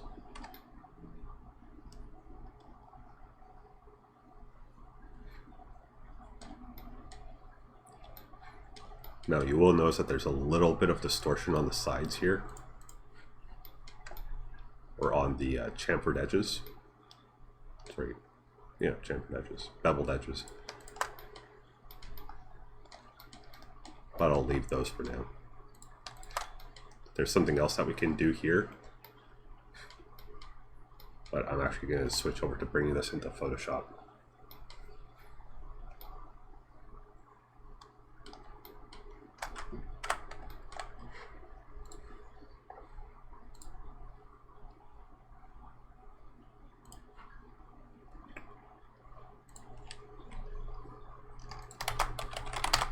I'll give you guys a little bit to do that on yours.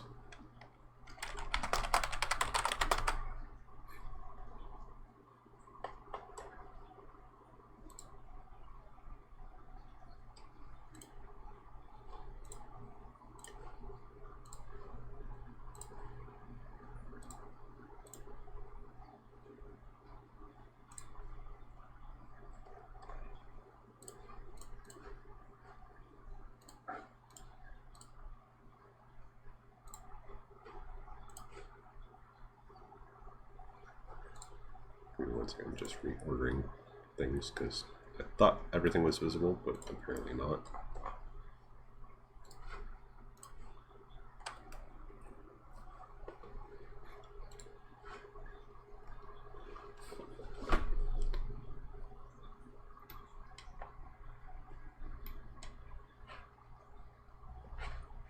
So in some cases, wouldn't it be better if some faces were on top of each other if they had the same texture? Yes. So back when I was doing, or after I had just run the planar projections, it's the same idea with the barrel. I actually wasn't going to go into that, but that's the same principle basically. Since these two sides can't be seen at the same time, keeping them, keeping them as one piece or stacked, these two can't be seen.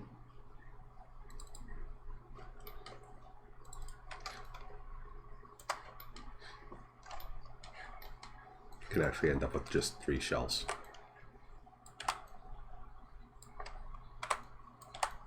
And you end up wasting even less UV space. Yeah. Absolutely.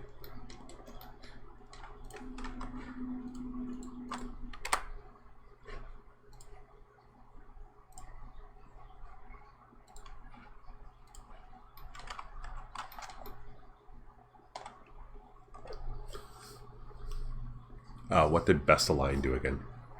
So best align only works if you're working on one side of the object at a time. So for example, if I'm over here on the barrel, I can remove some of the guesswork to figure out which axes you're currently looking at. So right now the top of the barrel is completely flat on the axis of Z. So rather than having to flick through X, Y, Z to find which one, if you go best align, it'll look at the overall surface of it and average it out. So if it had a little bit of a peak to it, you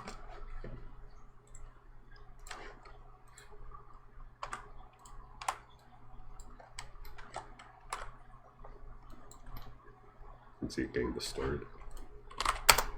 Okay, with an unwrap,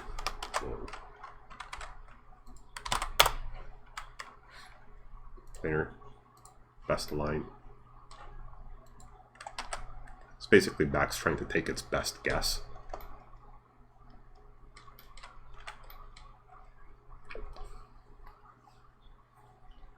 How do you so yeah, it's basically just taking an average. So if I grab these guys and they're not aligned to X, Y, or Z, they're on an angle. So if I go X, they're distorted. Y, they're just distorted in the other direction. If I go best align, it'll help if I actually grow the modifier or gizmo a bit. So X, wrong. Y, wrong. Best align.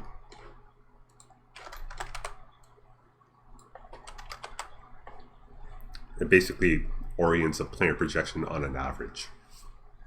So if you have a small detail or a smaller area on a structure, so like say you have a control panel and it has a piece of machinery and it has a recess in it, and that recess has like a control panel in it, you can actually just select the entire control panel, hit it with a planar projection, and then rather than trying to rotate the projection gizmo, use best align to get it as close as possible to start with.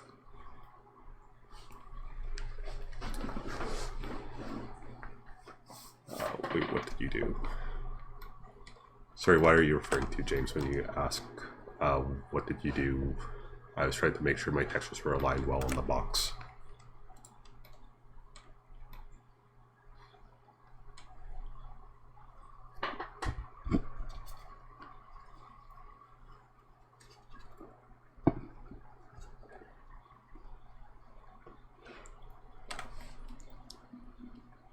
An IHOP Canada official answered Solomona's question. Awesome.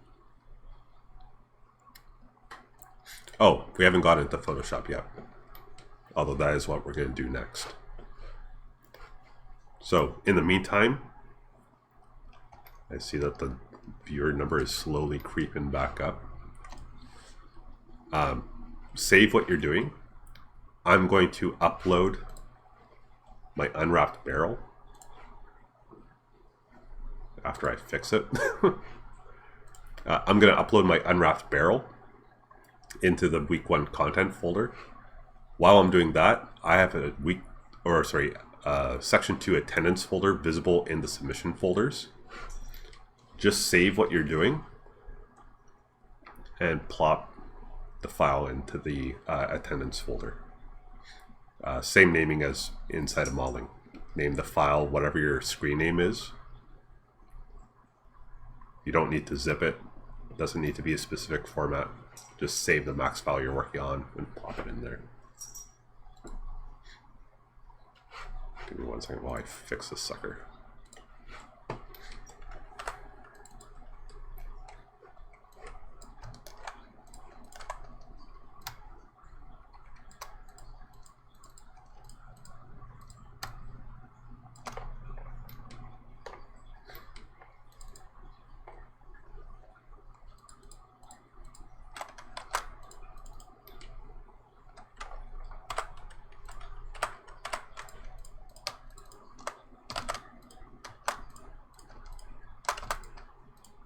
Like that, do changes.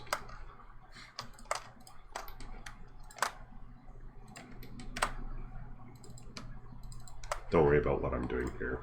This is all stuff that I'm going to be showing you next week.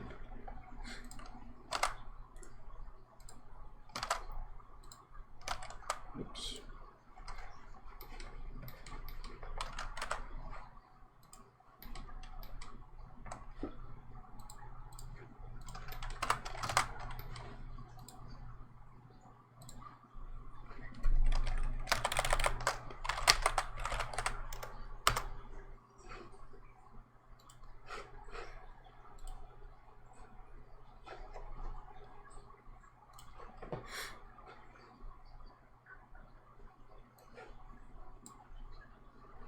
And I forgot to save it as the correct format.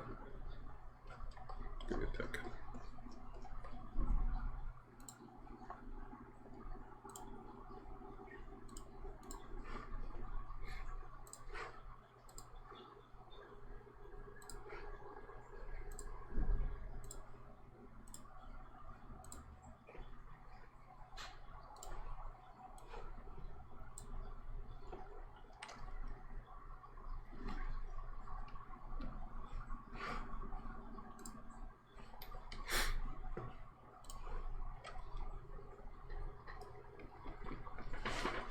That is a decorator crab. It's a decorator crab on, I think it's Acropora coral, but I have no idea what kind of coral it has growing out of it. Sorry, growing on it. Cool little species. Wanders around the reef, finds something pretty, picks it up, puts it on its shell, starts growing on its shell.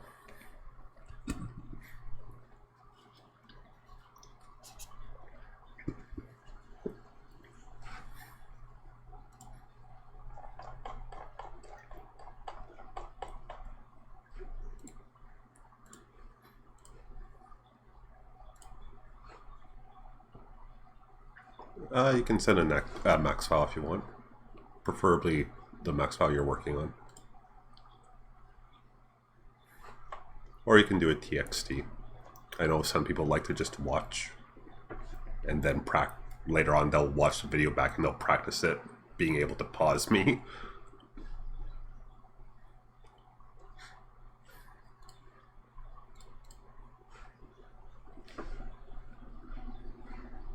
Yeah, there's some weird stuff that goes on in the ocean. Some really weird stuff.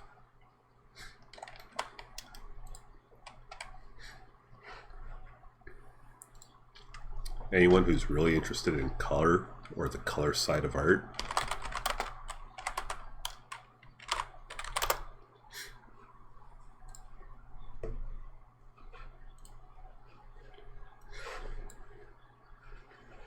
should do some research on these guys.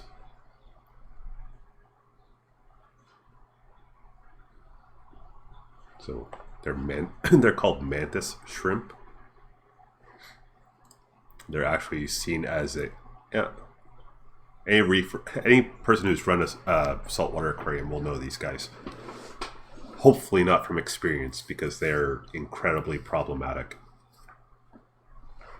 or can be incredibly problematic unless you have them just living by themselves.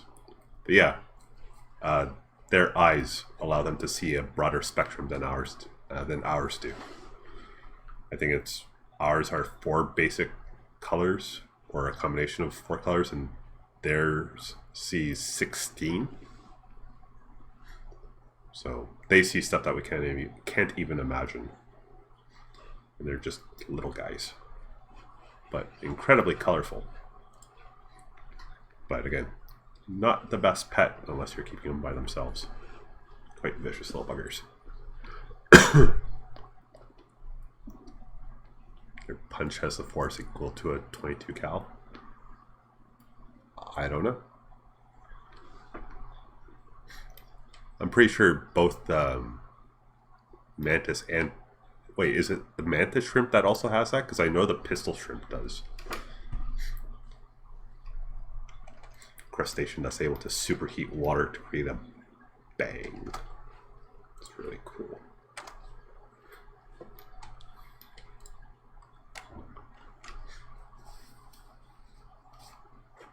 If anyone has pistol shrimp, you can actually hear them go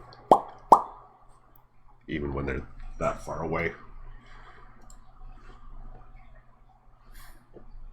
Mantis shrimp too, huh?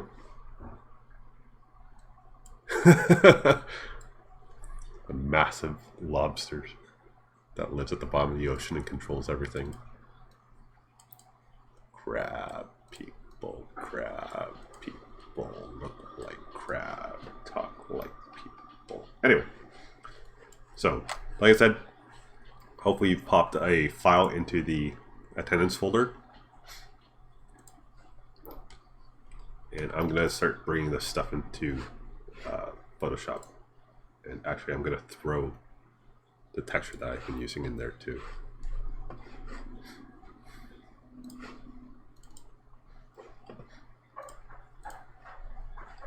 So don't feel that you have to go for high realism whenever you're working on this texturing stuff. Again, I'm much more concerned with range of tone, context, range of color, that sort of thing. So getting away from flat. But yeah, let's do some stuff. Korean glass. Yep. Just turn crap. Crap in time.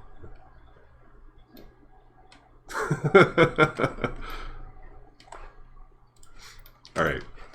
So once your stuff's unwrapped, and again, I'll be doing something a little more on point with you guys next week. So the unwrap's been done. I already deleted the back sides of the metal bands.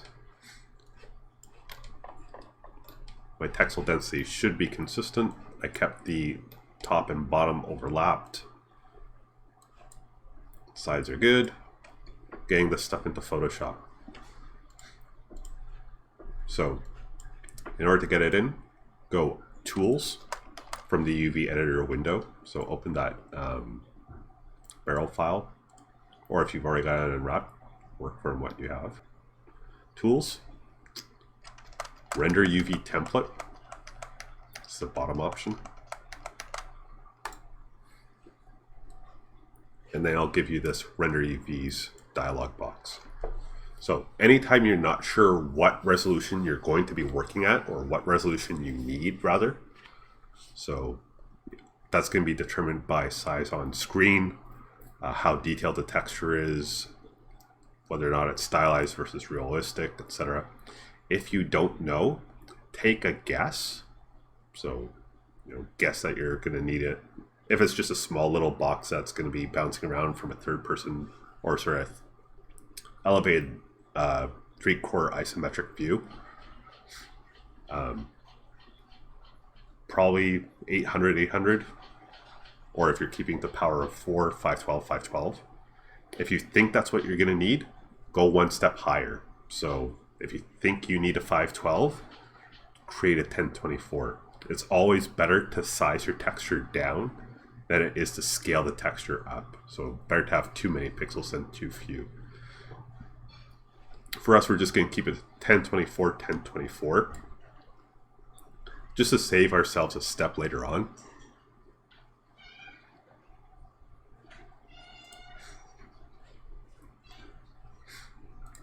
Where it says seam edges and there's that green swatch, click it and set it to white. So just drop its saturation. And then at the bottom, click render template. And it's pretty quick. Just pops up immediately.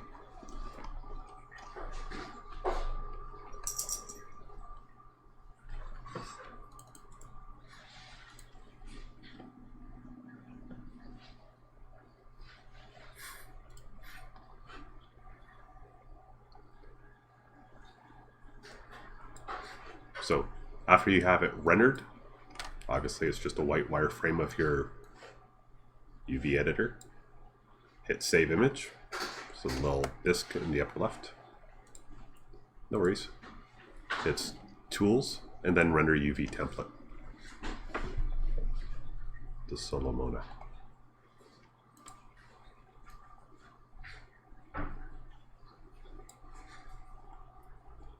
Then from that render UVs 1024, 1024, I changed the seam edges just to save myself a step, but I'll change them back just so you see how non-consequential that is.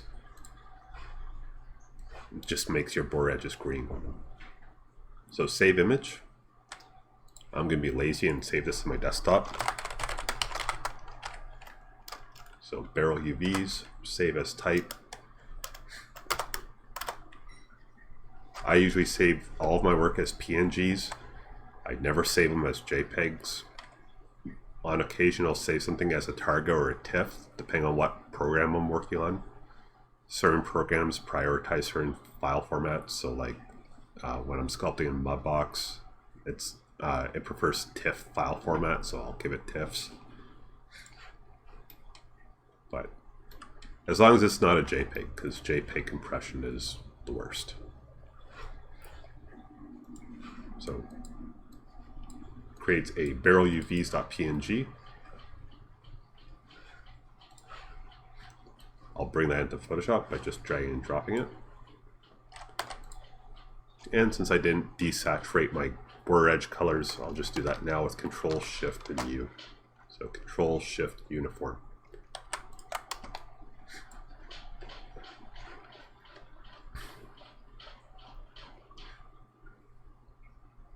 Cat's driving me crazy. So now I've got all my wireframes. In order to start working with it, you can work with it from here, but I usually go Control I or Control India to invert the colors, convert to a layer. So double click in the background. Since the prompt has come up, I'll go UVs. And then down here for its blending mode, I'll immediately switch it to multiply. This way when I start bringing in textures, so here's that wood texture again.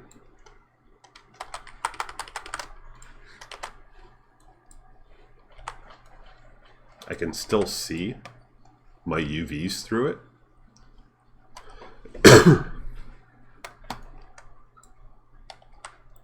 Or sorry, I can see my UVs over top, but it's not interfering with the texture in any way.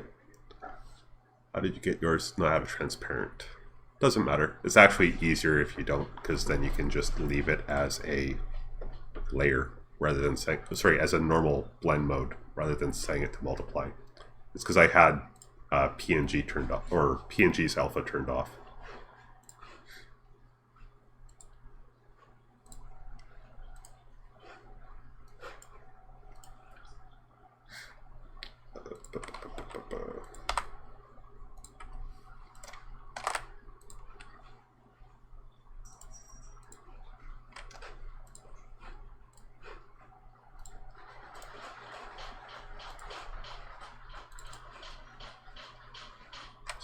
Same thing.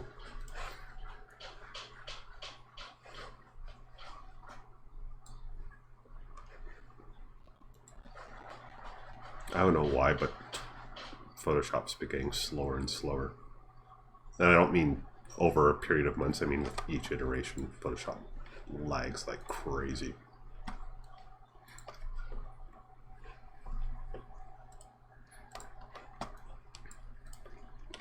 So now I can bring in that that wood texture. If you guys didn't know, the cursor keys, so the arrow keys on the keyboard, up, down, left, right, you can use those to do single pixel nudges. So if you're in the move tool, so V, then I'm holding down the up cursor, down cursor. If you're like me and your hands are not the steadiest in the world,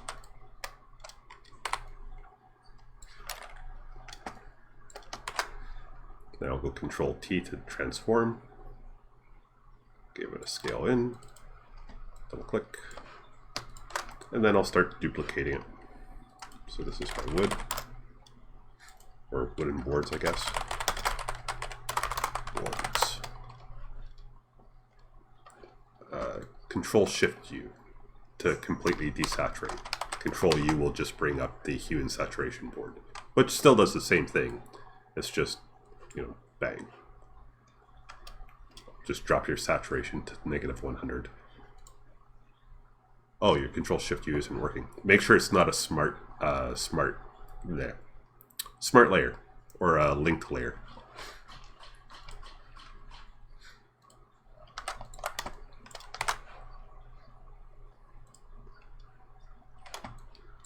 Because if it's a smart layer, you have to actually double click to go into it.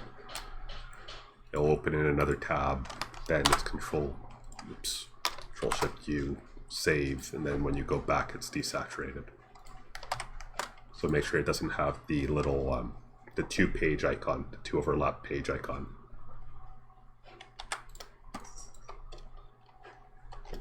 So I'm just going to duplicate this out by holding down Control and clicking on the color thumbnail. If you guys didn't know, and again, this is part of the reason why we start you in Photoshop.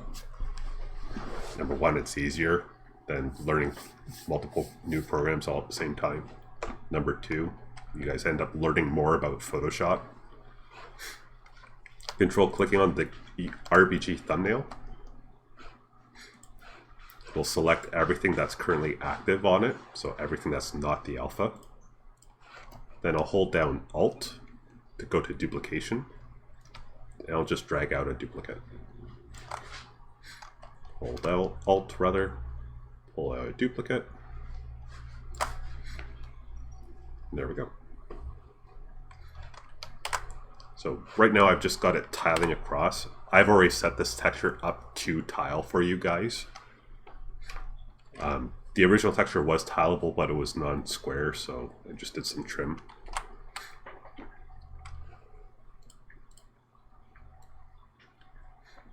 If I decrease the opacity of my wooden boards,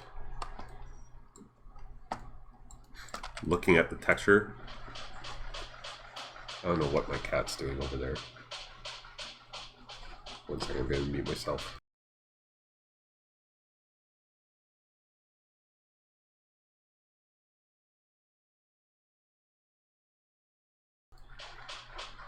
Then it's not going to stop. So it is tileable, but right now if I save this out, if I save this out, first things first, before I save it, I want to hide my UVs so they're not embedded into it, the texture. I'll hit Control Shift S to save as, and this will be my barrel diffuse. And I'll save it out as a PNG because JPEGs suck. And then I'll just drag and drop it into Max. Are you done? Jesus. There it is. The only bad thing is that as I rotate around to the side, you can actually see a texture seam there. Yeah. She acts cute, but she is incredibly demanding.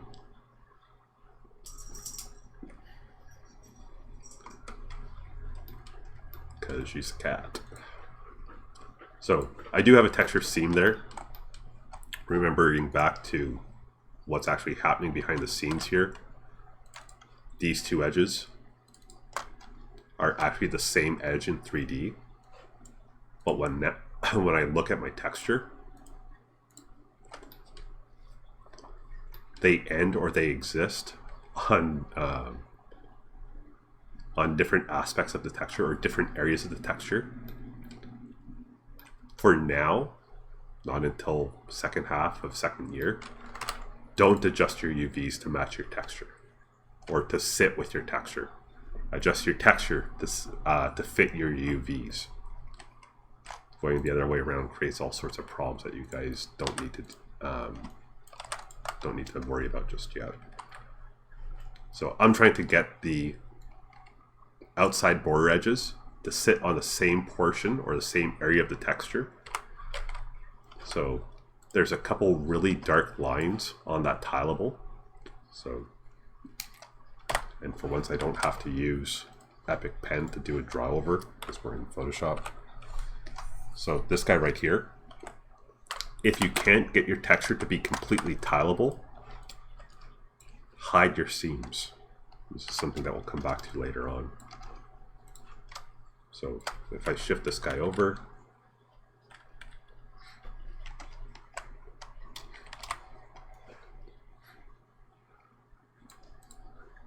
and that's not what I meant to do. Boop, boop.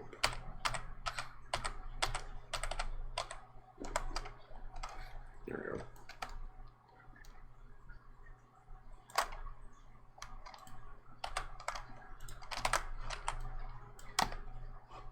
Come here. Why is it automatically trimming?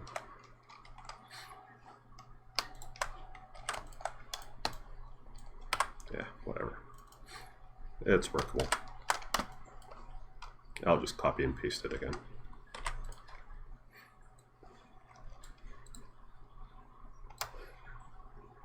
So grab all these guys.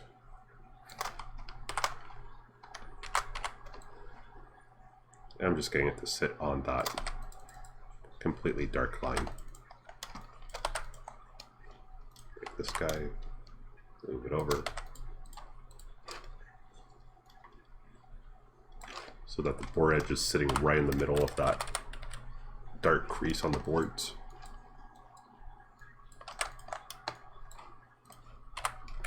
Doing the same thing over here. Oops. I already had to set up. There we go.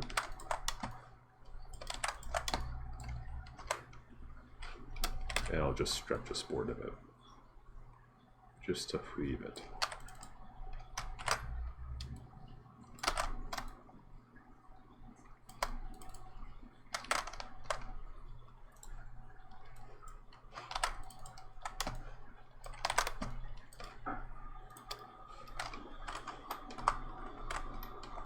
So what it looks like before, nice big ugly seam on the side. Nice thing about Max is that it will automatically detect when you've replaced the texture and reload it most of the time. So I'll do this. Actually, I'll do it inside of Max. So I'll do a quick render, make a copy of it. And now I'll save out the new texture.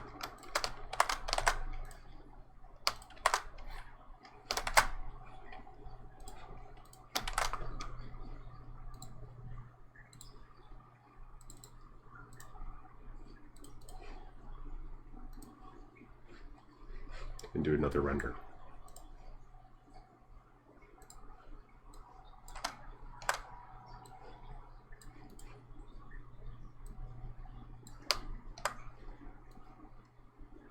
So before and after.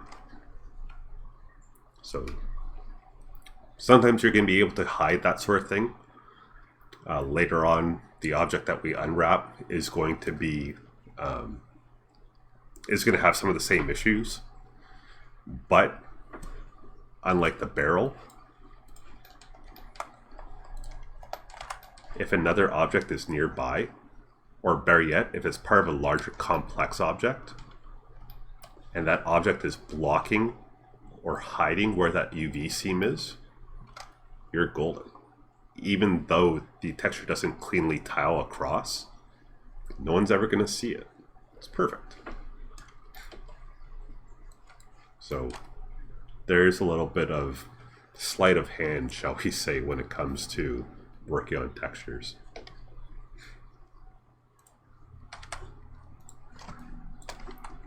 So I'm going to grab this thing again, give another paste.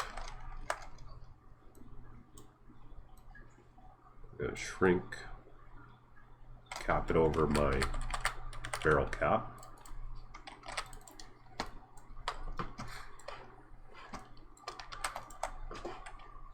Rather than repeatedly hitting Control-Shift-S and loading or saving it as a PNG, because I really don't want to be bringing PSDs into Max, because Max is slow and unstable enough as it is. I'm actually going to go up to the top here and go Actions, so the little play button inside of Photoshop. I'm going to click it. I'm going to the page, or the turned page, or the page with a turned corner, create new action. This is save as diffuse, or save as color, or save as albedo. Something. Name it descriptive. And then hit record. Down at the bottom, it'll automatically turn on the red record as, or recording actions. So right now, Photoshop is listening to the commands that you give it. I'm going to mute my UVWs, or my UVs rather.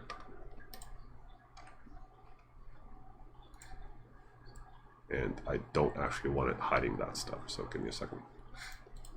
So stop, delete, delete, yep. Delete. Now I'll just go save as. You can see some of my old ones in here. So new, save as diffuse, record, Control-Shift-S, save as PNG, barrel diffuse, yep. And then just hit stop. So that now if I go through and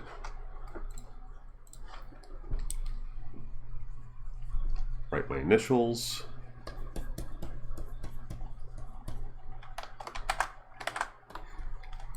and then I press run, go over to Max,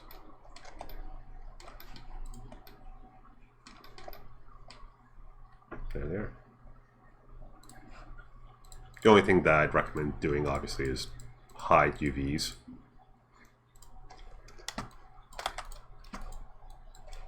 So another handy thing about this is that you can open up its properties. Come here.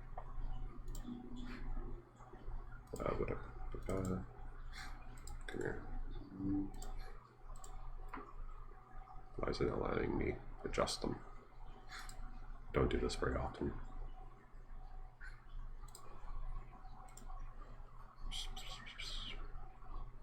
Back options. Nope.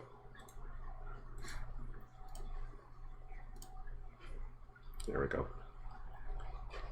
So when you create it, you have this function key option. You can actually tie it to one of your F keys. So F9, 10, 11, 12. And we'll be using this later on. And it's freaking out because currently I already have something tied to F9, which is my save as diffuse. if I'm not mistaken. Yep.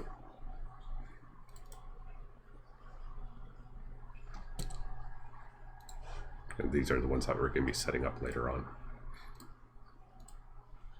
So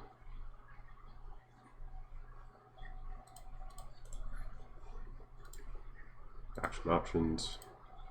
For now, I'll do Control F9. Bit of a hand stretch, but whatever. So I can bring back my UVs. I'm going to clear this layer. Grab a light gray. Maybe put a little bit of blue in it.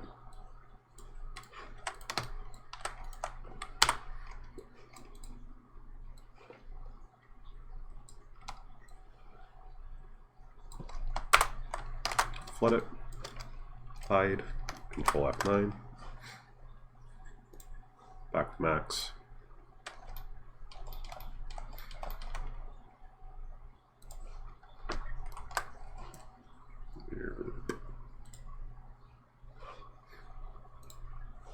There we go. Is there a bump map we can use to get a less glossy wood look? Yep. Or you can actually press M to bring up the material editor. By the way, I'm going to be using compact while we're in max. It should automatically have material 4 set to it. And just go over to the roughness value here and crank it all the way up to 1.0 to get rid of the specularity on it. Later on, we're going to switch to, rather than physical, just because it's a nice one-to-one comparison between. Okay.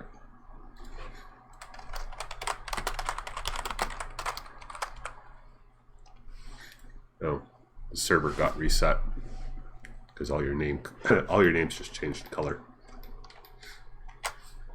Yep. So press M to bring up the material editor. It should automatically be using, I think it was originally material 4.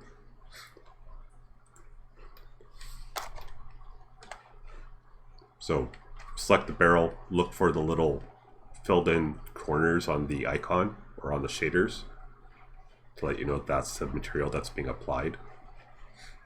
Go over to the roughness value and dial it to 100% or 1.0.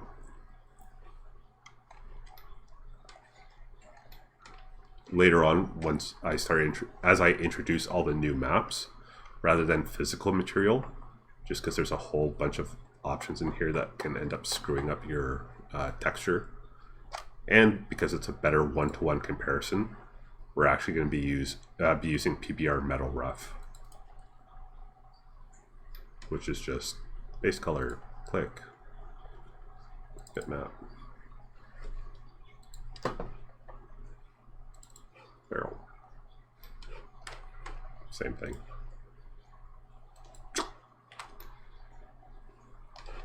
It's just a little more straightforward. It shows you less max specific things. Yeah, no worries.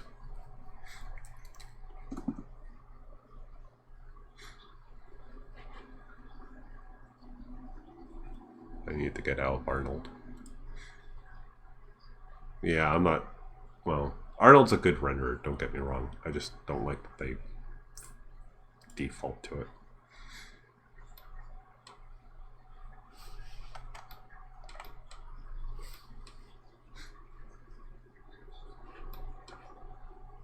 Don't worry about the specularity just yet. That's something that I'm gonna go over or deal with in week 7 after the midterm.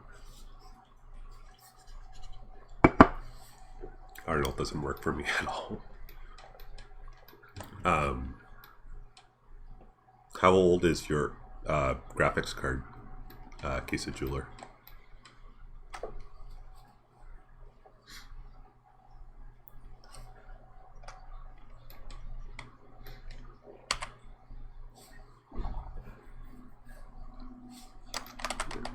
I'll switch it back to a physical material.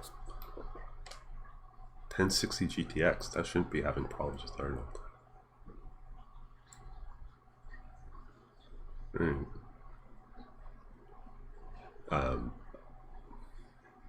There's going to be parallels, so I'll be able to direct you to different materials depending on what your computer can handle.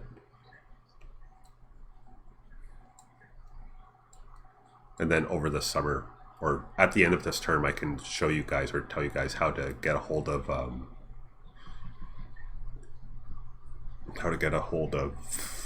Substance Painter, and you can run a stress test to see if your graphics card is going to be able to hold up to it or not, because that's going to be what you get into immediately in second year. So James, Material Editor, or you can actually just open Material Editor, select any of the spheres, go to the eyedropper icon, click on the barrel, and then drive the roughness value to 100%, or 1.0 rather, assuming that it defaulted to the physical material.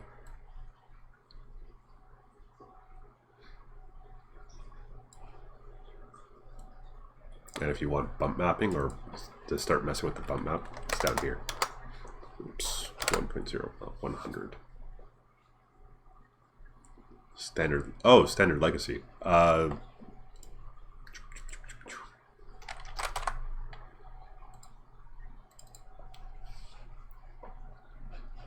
It shouldn't be giving you any bump map information, but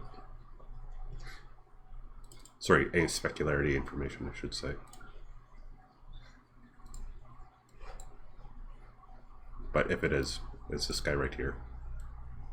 Right click on the specular level and right click on the glossiness level. And if you want bumps, which we'll get to later on, it's maps, bump, set it to 100. And then if you're bringing in an actual tangent normal map, this has to pass through a tangent normal first.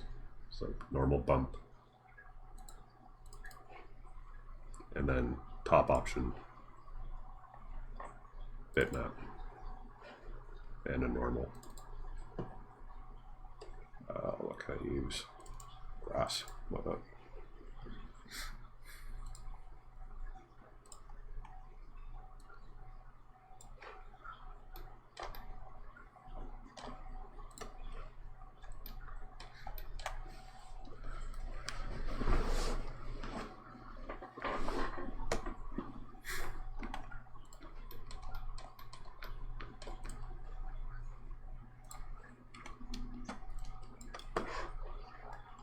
So one second, I'm just going to make sure that no one's been firing messages at me while I've been in chat.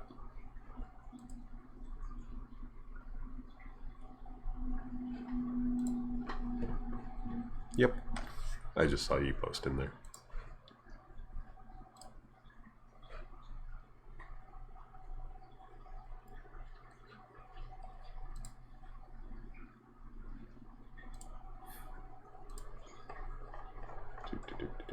Nice barrel.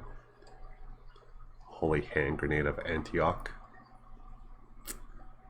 I doubt that's what you were going for, but anytime I see a grenade in gold, that's all I can think of.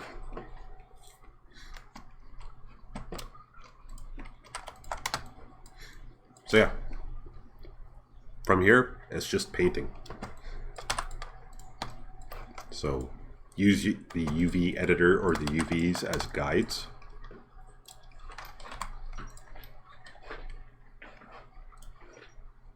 The way that this was modeled actually gives you some cues as to what is where. So there's an edge right underneath the band, here and here, which obviously corresponds to, oh, the cat's sitting on my headphones, here and here. So once you have a bitmap, or once you have a starting point that's coming from an image, again, treat it as your starting point. So I'm going to go, how do I want to do this? Let's go just new layer,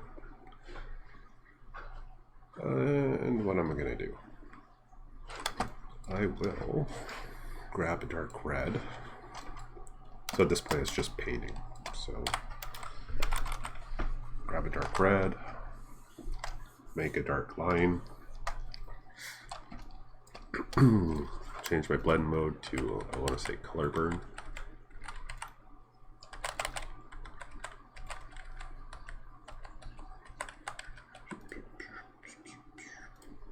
Maybe take out my desaturation or desaturate a little bit. I am going fast just because I'm playing around with this. Give myself a little lightness. And then start working with smudge.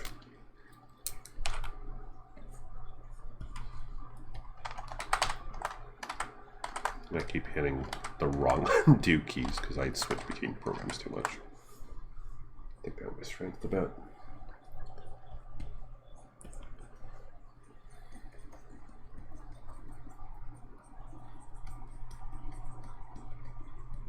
So this starts to get into what I was saying earlier about, you know, context. Just because the material looks right or looks good doesn't mean it looks good or looks right for that scenario.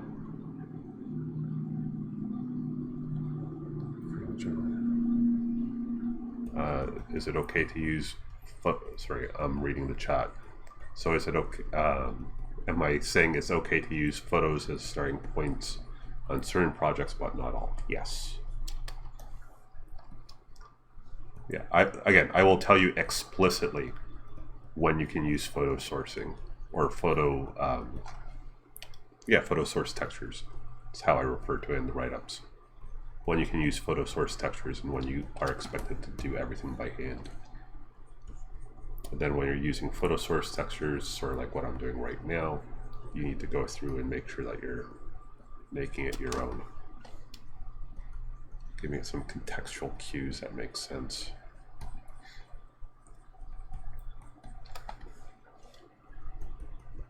So a lot of this does come down to study. I mean, I've been looking at textures and whatnot for who knows. It's never a bad idea. Not, well, nowadays it's an incredibly bad idea, so don't do this. But like when I'm going out for a walk, or if I'm like picking up food or something, I have, you know, everyone has a phone on them. Well, sorry, I assume most people have a phone on them. So taking pictures of interesting textures or surfaces. I've got a few pictures of different fire hydrants from different angles. I've got pictures of sewer caps with different levels of degradation. I actually, when the pandemic was just starting, or was like in the earlier stages, I went through and I went to Covent Garden Market, which is where instructors usually park when we're downtown, or where I park when we're downtown. And give me 1 second, trips. And I just walked around because no one was there. It was my car and maybe 5 others, and those cars are always there. I just walked around with my camera and took pictures of different areas, different structures. I used some of them for photospheres, so HDR spheres. Do I have one on hand? No.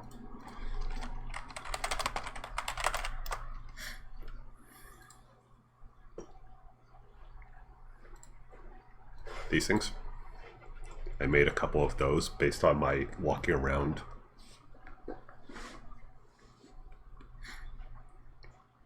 I made a couple of these from Covent Garden Market. I actually have one of these from the front of the school. And then you use them for global illumination inside of 3CO Max or more often Marmoset.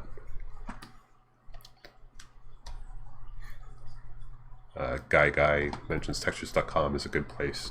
Yep, that's why I said you guys should get an account there. I'm about to create a big texture scene here, but whatever. In game studios, is the modeler and the texture artist one person? It depends on the size of the studio.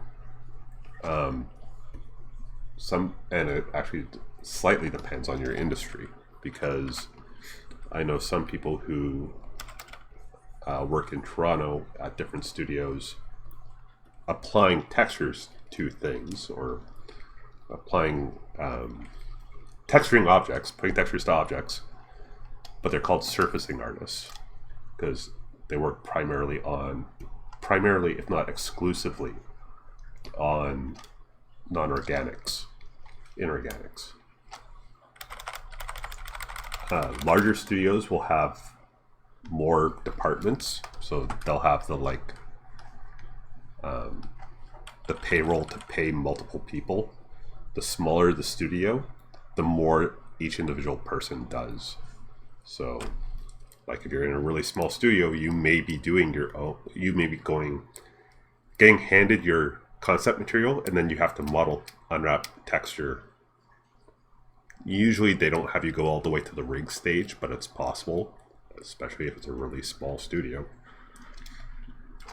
But it does depend, and I haven't heard a overall consensus over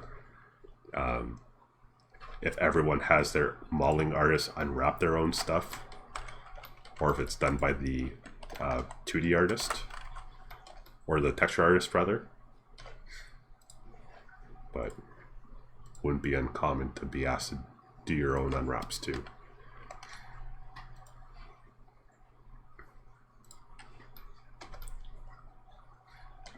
Oh, that's garbage.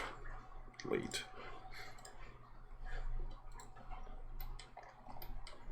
And save. Oop.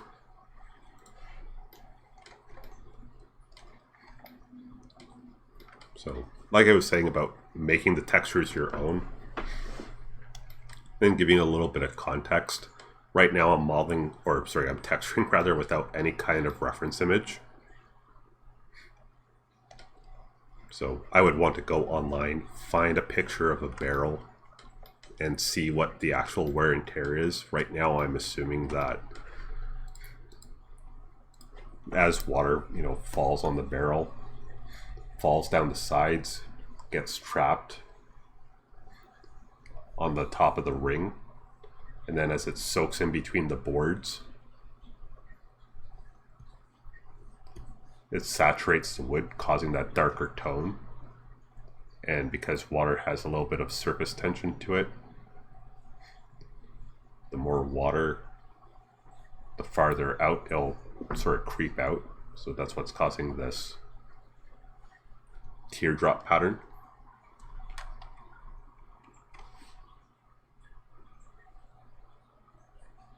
Why are the melt rings not textured? Are they unwrapped separately? I just got them as flat 50 grays.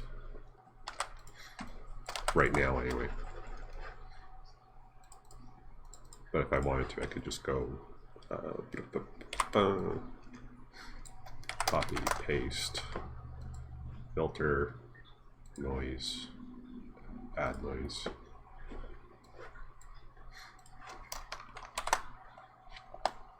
Oops. By the way, I should probably say this sooner rather than later.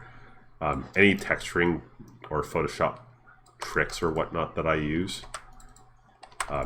these are stuff that are okay for you to use for texturing assignments.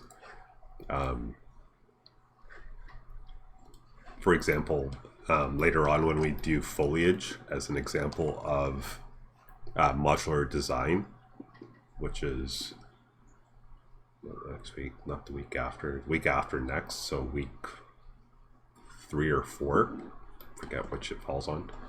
I'm going to do a really, really quick and dirty way of doing tree leaves and grass. That's just for modeling and texturing purposes. Don't use that method for digital drawing or character anatomy and design, because I'm more concerned with, getting stuff unwrapped, getting that unwrapped, textured, and yeah, working on the context and range of tones rather than your actual drawing skills. Is there homework for week one? No, I'm not giving you guys homework this week. You have homework in both classes next week, though. Modeling and texturing. And both of them are 1 week turnarounds. So I'll give you guys an assignment next week. Then you'll have 1 week to complete it. One thing that's a little different between my classes, or for my classes rather. Give me 1 second. Switch. Sorry. Anytime I start texturing something, I get caught up in it. One thing that's a little different for my classes, and it'll be in the write-up or listed in the write-up, is all of my classes are, all of my homeworks rather, are always due 24 hours after the start of class. So if I give you a homework assignment that's due week, week 3, so I'll show you guys the assignment next week, and then you have a week to work on it. The assignment isn't due at the start of class. It would be due on the 29th at 3 p.m. So that way you guys, sorry, I keep looking at the chat rather than looking at camera. So you guys would have 1 week plus 24 hours to work on it, meaning that you'd have a full 3-hour class before it's due to ask me questions.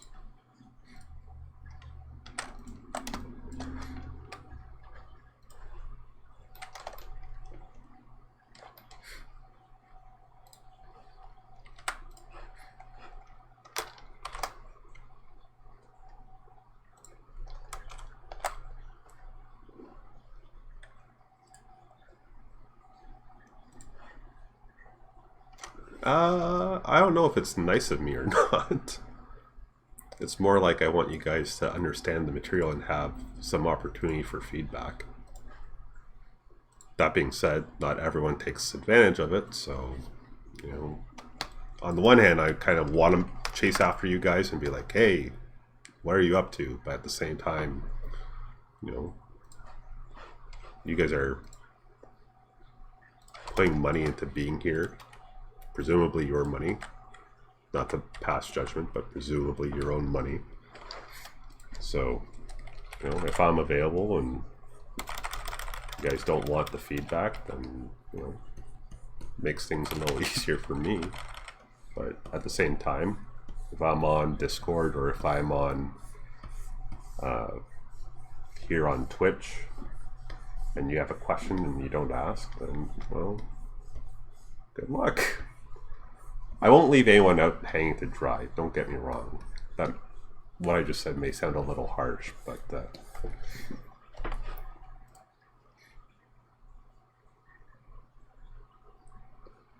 it's in part to sort of encourage a little bit of personal responsibility.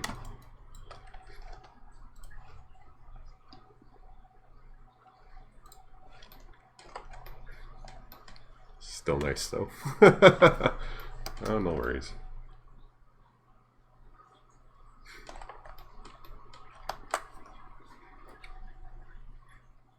So, again, all I'm doing right now is, obviously I'm just tweaking and playing around with this. I would want to change this texture around the board to be actual cut boards. So I'd go like Control, select, modify, expand by, I think it's 10. I haven't actually practiced this lesson, so I have to guess at some of the values. Select, modify, expand, 7. Bingo. Select, modify, border, 14. Bingo.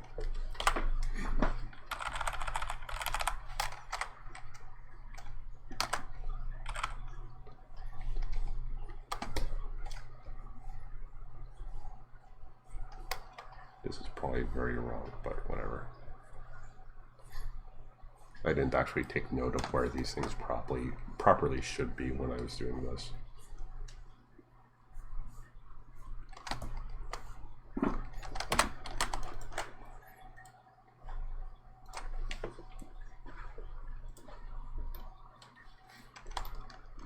So I would have to replace that widened area, obviously, and probably actually take note of where my ridges should be. But yeah, for a little bit of speed painting, this should give you the idea of what I'm looking for, because it gives a little bit more context to it. So if there's water damage on it, that means it's been out in the elements for a while. The inner glow, and again, I'll do all this with you guys next week. The primary goal here was what is UV unwrapping, what are the basic unwrap commands, utilizing UV space, and then exporting UV templates from Max to Photoshop for texturing. I'll be doing this a little bit more in depth with you guys next week. Sorry, next week or week after next. And as we go, we're going to start adding more and more methods in order to add context to it. So adding bolts that aren't actually modeled. Wood is going to have a different brightness to its specularity or its highlights than metal would, obviously, or hopefully intuitively. And then finally, having a little bit of normal map information in there. So if I were to super cheat it, so don't do what I'm about to do.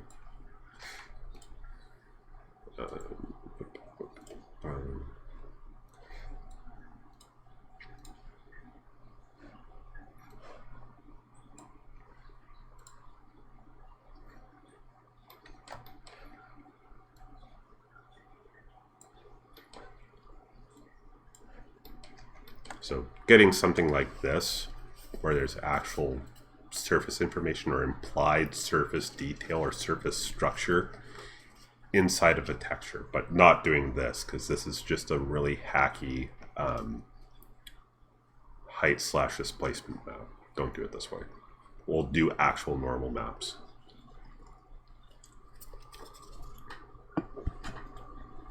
And then we'll have ways to actually control the specular highlight of things.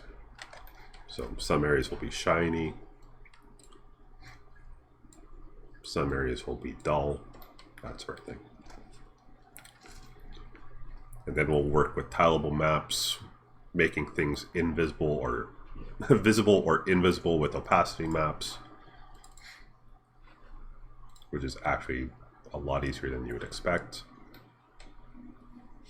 Ta-da.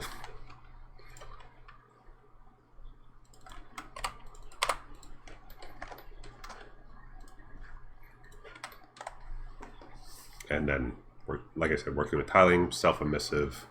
Basically, you guys will be able to understand all of, if not most of the texture set inside of 3D by the end of this term.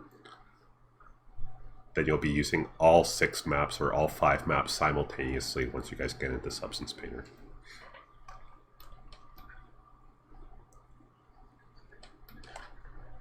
So now I'm just going to ramble for the next 10 minutes. Answer any questions that you guys may have.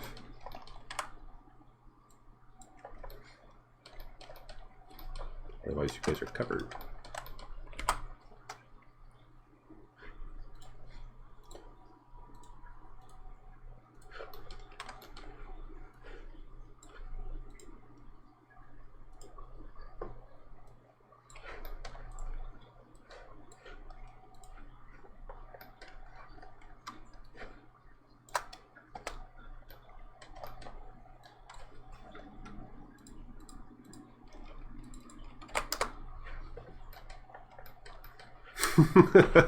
Yeah, no kidding, right?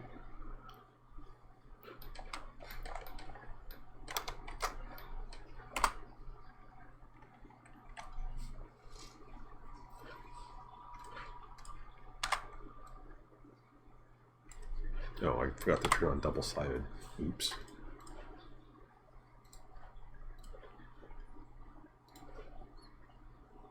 There she is. It's more a sieve than a barrel. Soup strainer. Not soup strainer. What am I wearing now? It's a sieve.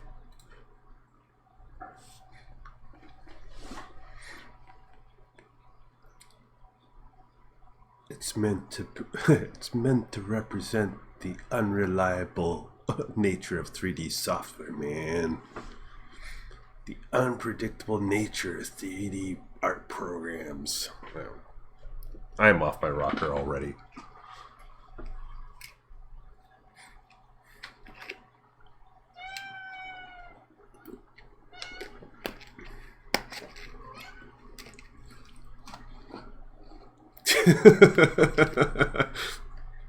Sorry, I should repeat that for the text chat. James? Is that James? Said 3D modeling hippies. You gotta check your UV squares, man. Should probably a little depth of field on this. Okay. I thought I recognized your voice, but wasn't entirely sure.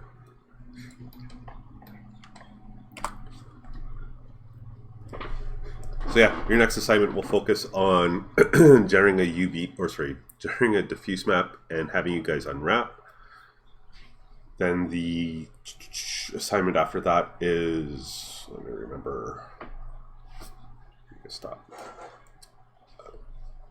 Working with your own I'm going to start the unwrap with you, and then leave you to, or start the unwrap and start the diffuse textures with you.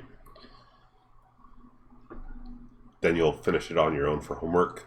The assignment after that, you guys are going to have to do the unwrap and the texture on your own. Then it's the midterm. That will all be working with diffuse and ambient occlusion. Then after the midterm, I'll start introducing you guys to specularity maps. After that, it's normal maps and tiling. And then it'll be your final assignment, and you'll have all the map sets. And you'll be, hopefully, ready for substance when you gotta juggle all that simultaneously.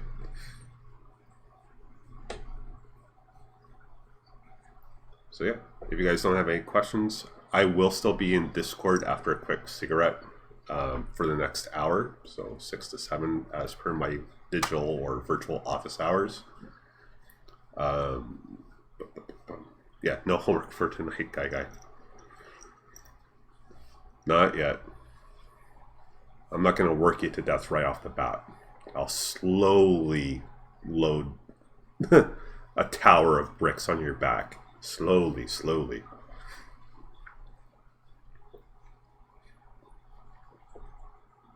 So, just so you guys know, most of the assignments go 1 week, 2 week, major project.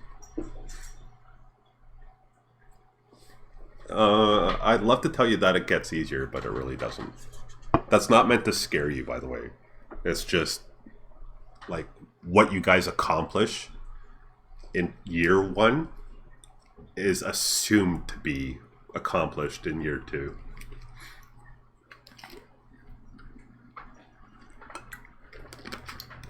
I always tell students when I show them normal maps, I apologize to them right off the bat and say, sorry, but I'm about to double your workload. Yep, see you later, James.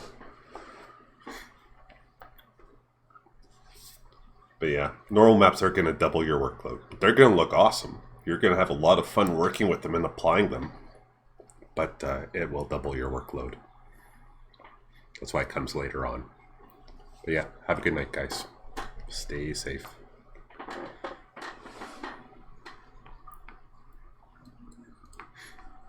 Yeah.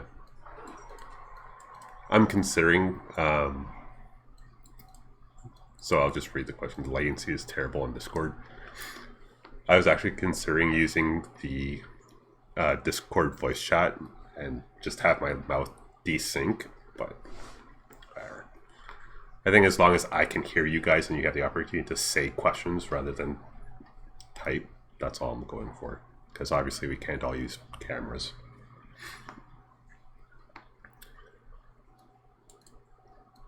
Because of the latency?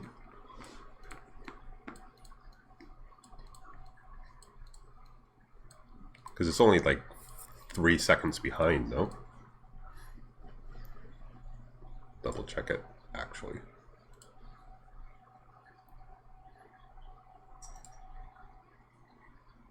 Oh, never mind. I'm up to 6. Excuse me. That was rude. Yeah, my latency's up through the roof tonight. Why?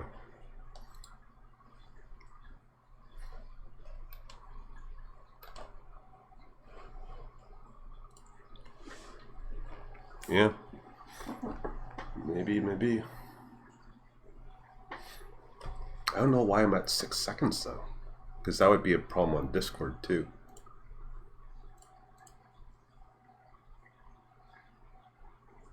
You know what? It's probably my room. Not to throw shade, but it's probably my roommate. Because I know I was at 3 seconds last night. Which is still more than 0, but it's half of what I have now.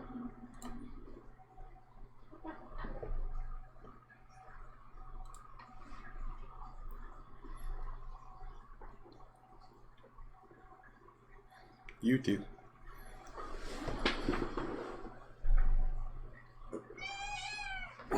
Yeah. Adios. And again, I'll see you guys on Discord.